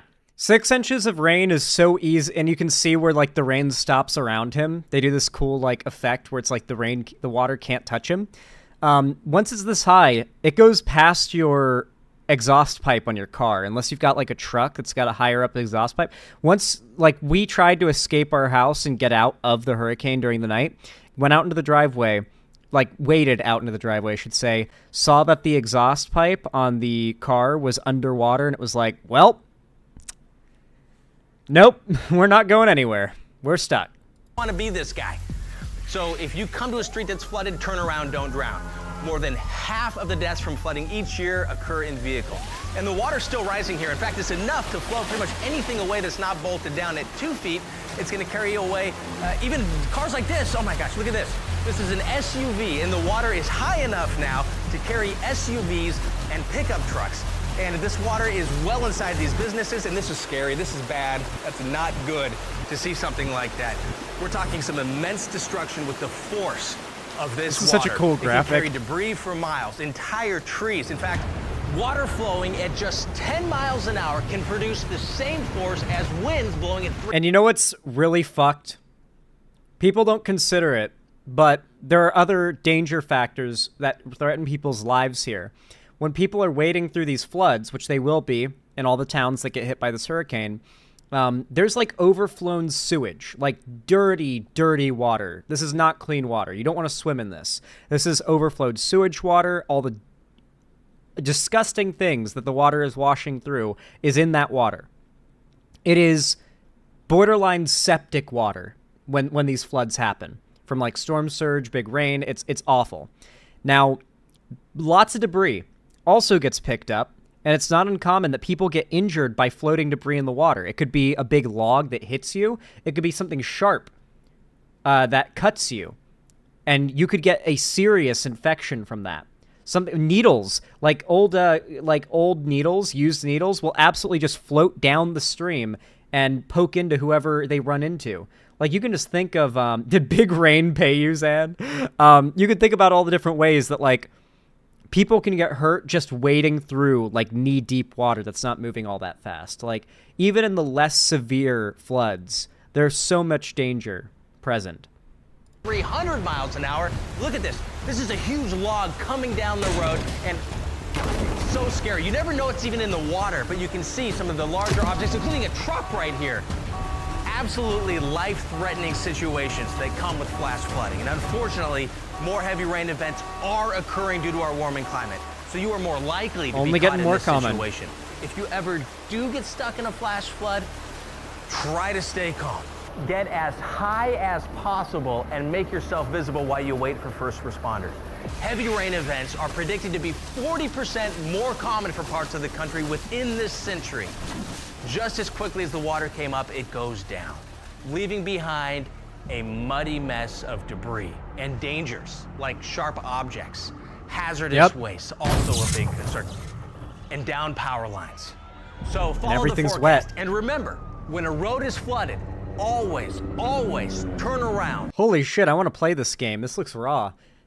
It looks like something out of, like, Walking Dead Saints and Sinners. The graphics look like VR graphics and stuff. It's wild. Anyway, yeah, Fallout? Oh my god, is this Fallout game leaked? New Fallout game? No. In all seriousness, though, God, these big disasters are only getting more common due to our warming climate. Climate change is making the cold colder, the heat hotter, and the rain rainier, and it's just getting more extreme across the board. There are countless ways that climate change is going to affect us. I mean, literally countless. Like, I could not go down the list now off the top of my head without missing a billion different ways in which we'll be harmed by climate change. I mean, hell, just the impact it'll have on animal life. I mean, we eat animals for a lot of our food and diet, so that's a big factor right there. Anyway, this is why it's so important.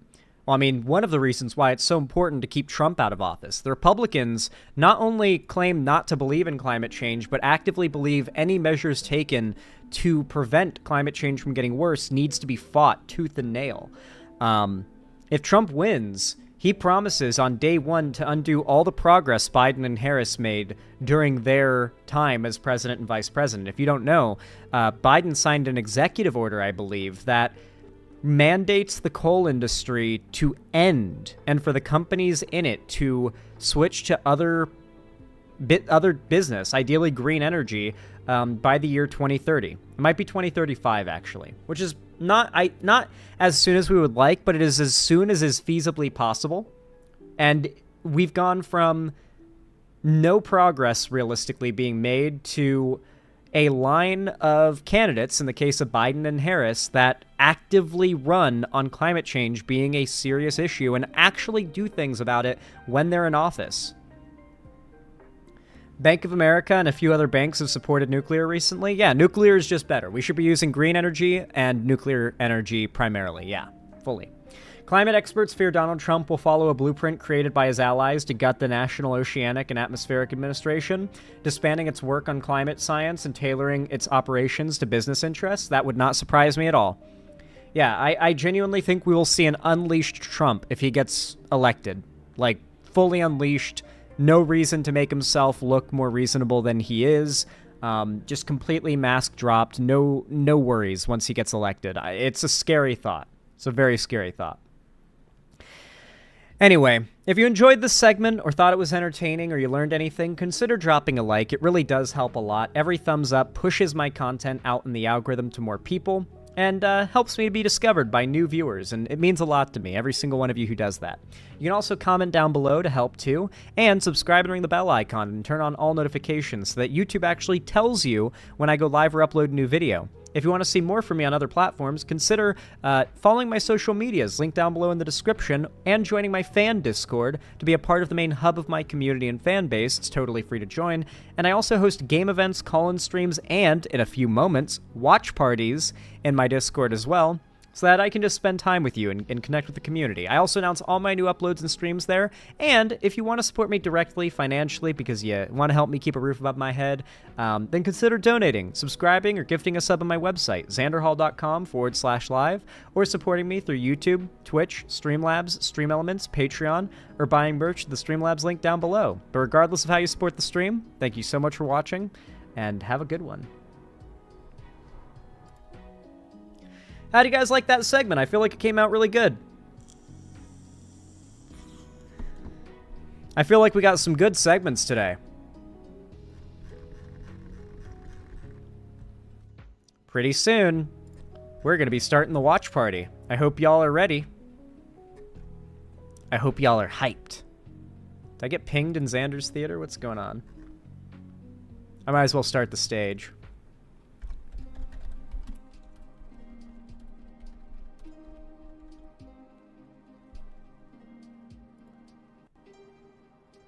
Woo! There we go. I've started the watch party. I'll type up the announcement now, too, since, might as well. At everyone. Oh, that's all caps. Stream is over, but we are watching the next few eps of Rings of Power Season 2 in Xander's Theater. Come watch, or you will never see the light of Valinor.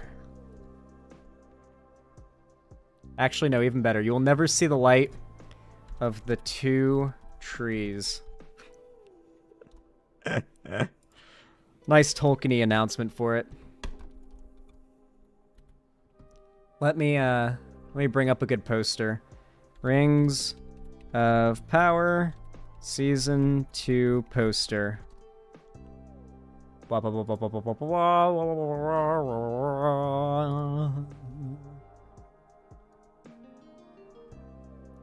that's a raw poster. I'll use this one. Oh, wait, no, this one goes even harder. Yeah, this poster goes kind of crazy. All right. Well, everyone, you guys have been immensely generous and kind today. I've really appreciated having you all here, and I really hope to see more of you in the watch party. Consider jumping on into Xander's Theater in my Discord server. We're going to be starting the watch party in just a few minutes after I wrap up stream, and I really hope to see you guys there. Yo, Marco.io, thank you for the $2 super chat. So just curious, are you a gym bro? Bench press PB? I'm not a gym bro in the sense that I don't really like working out at the gym. Just not really my cup of tea, since if I have to leave the house and deal with transport and like getting to the gym as a prerequisite to working out, I'm never going to work out. So I just have like at-home workout stuff, such as my kettlebell set over there. And I don't really have a like personal best, because my personal best is like a 25-pound kettlebell. But I do a lot of exercises with them, and it gets the job done.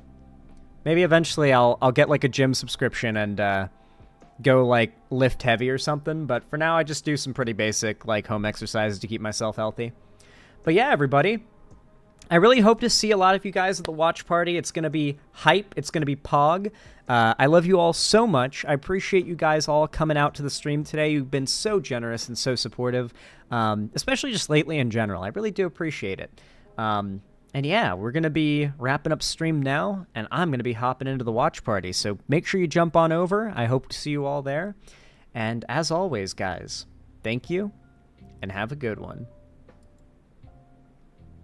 Doo-doo fart. Get in the watch party.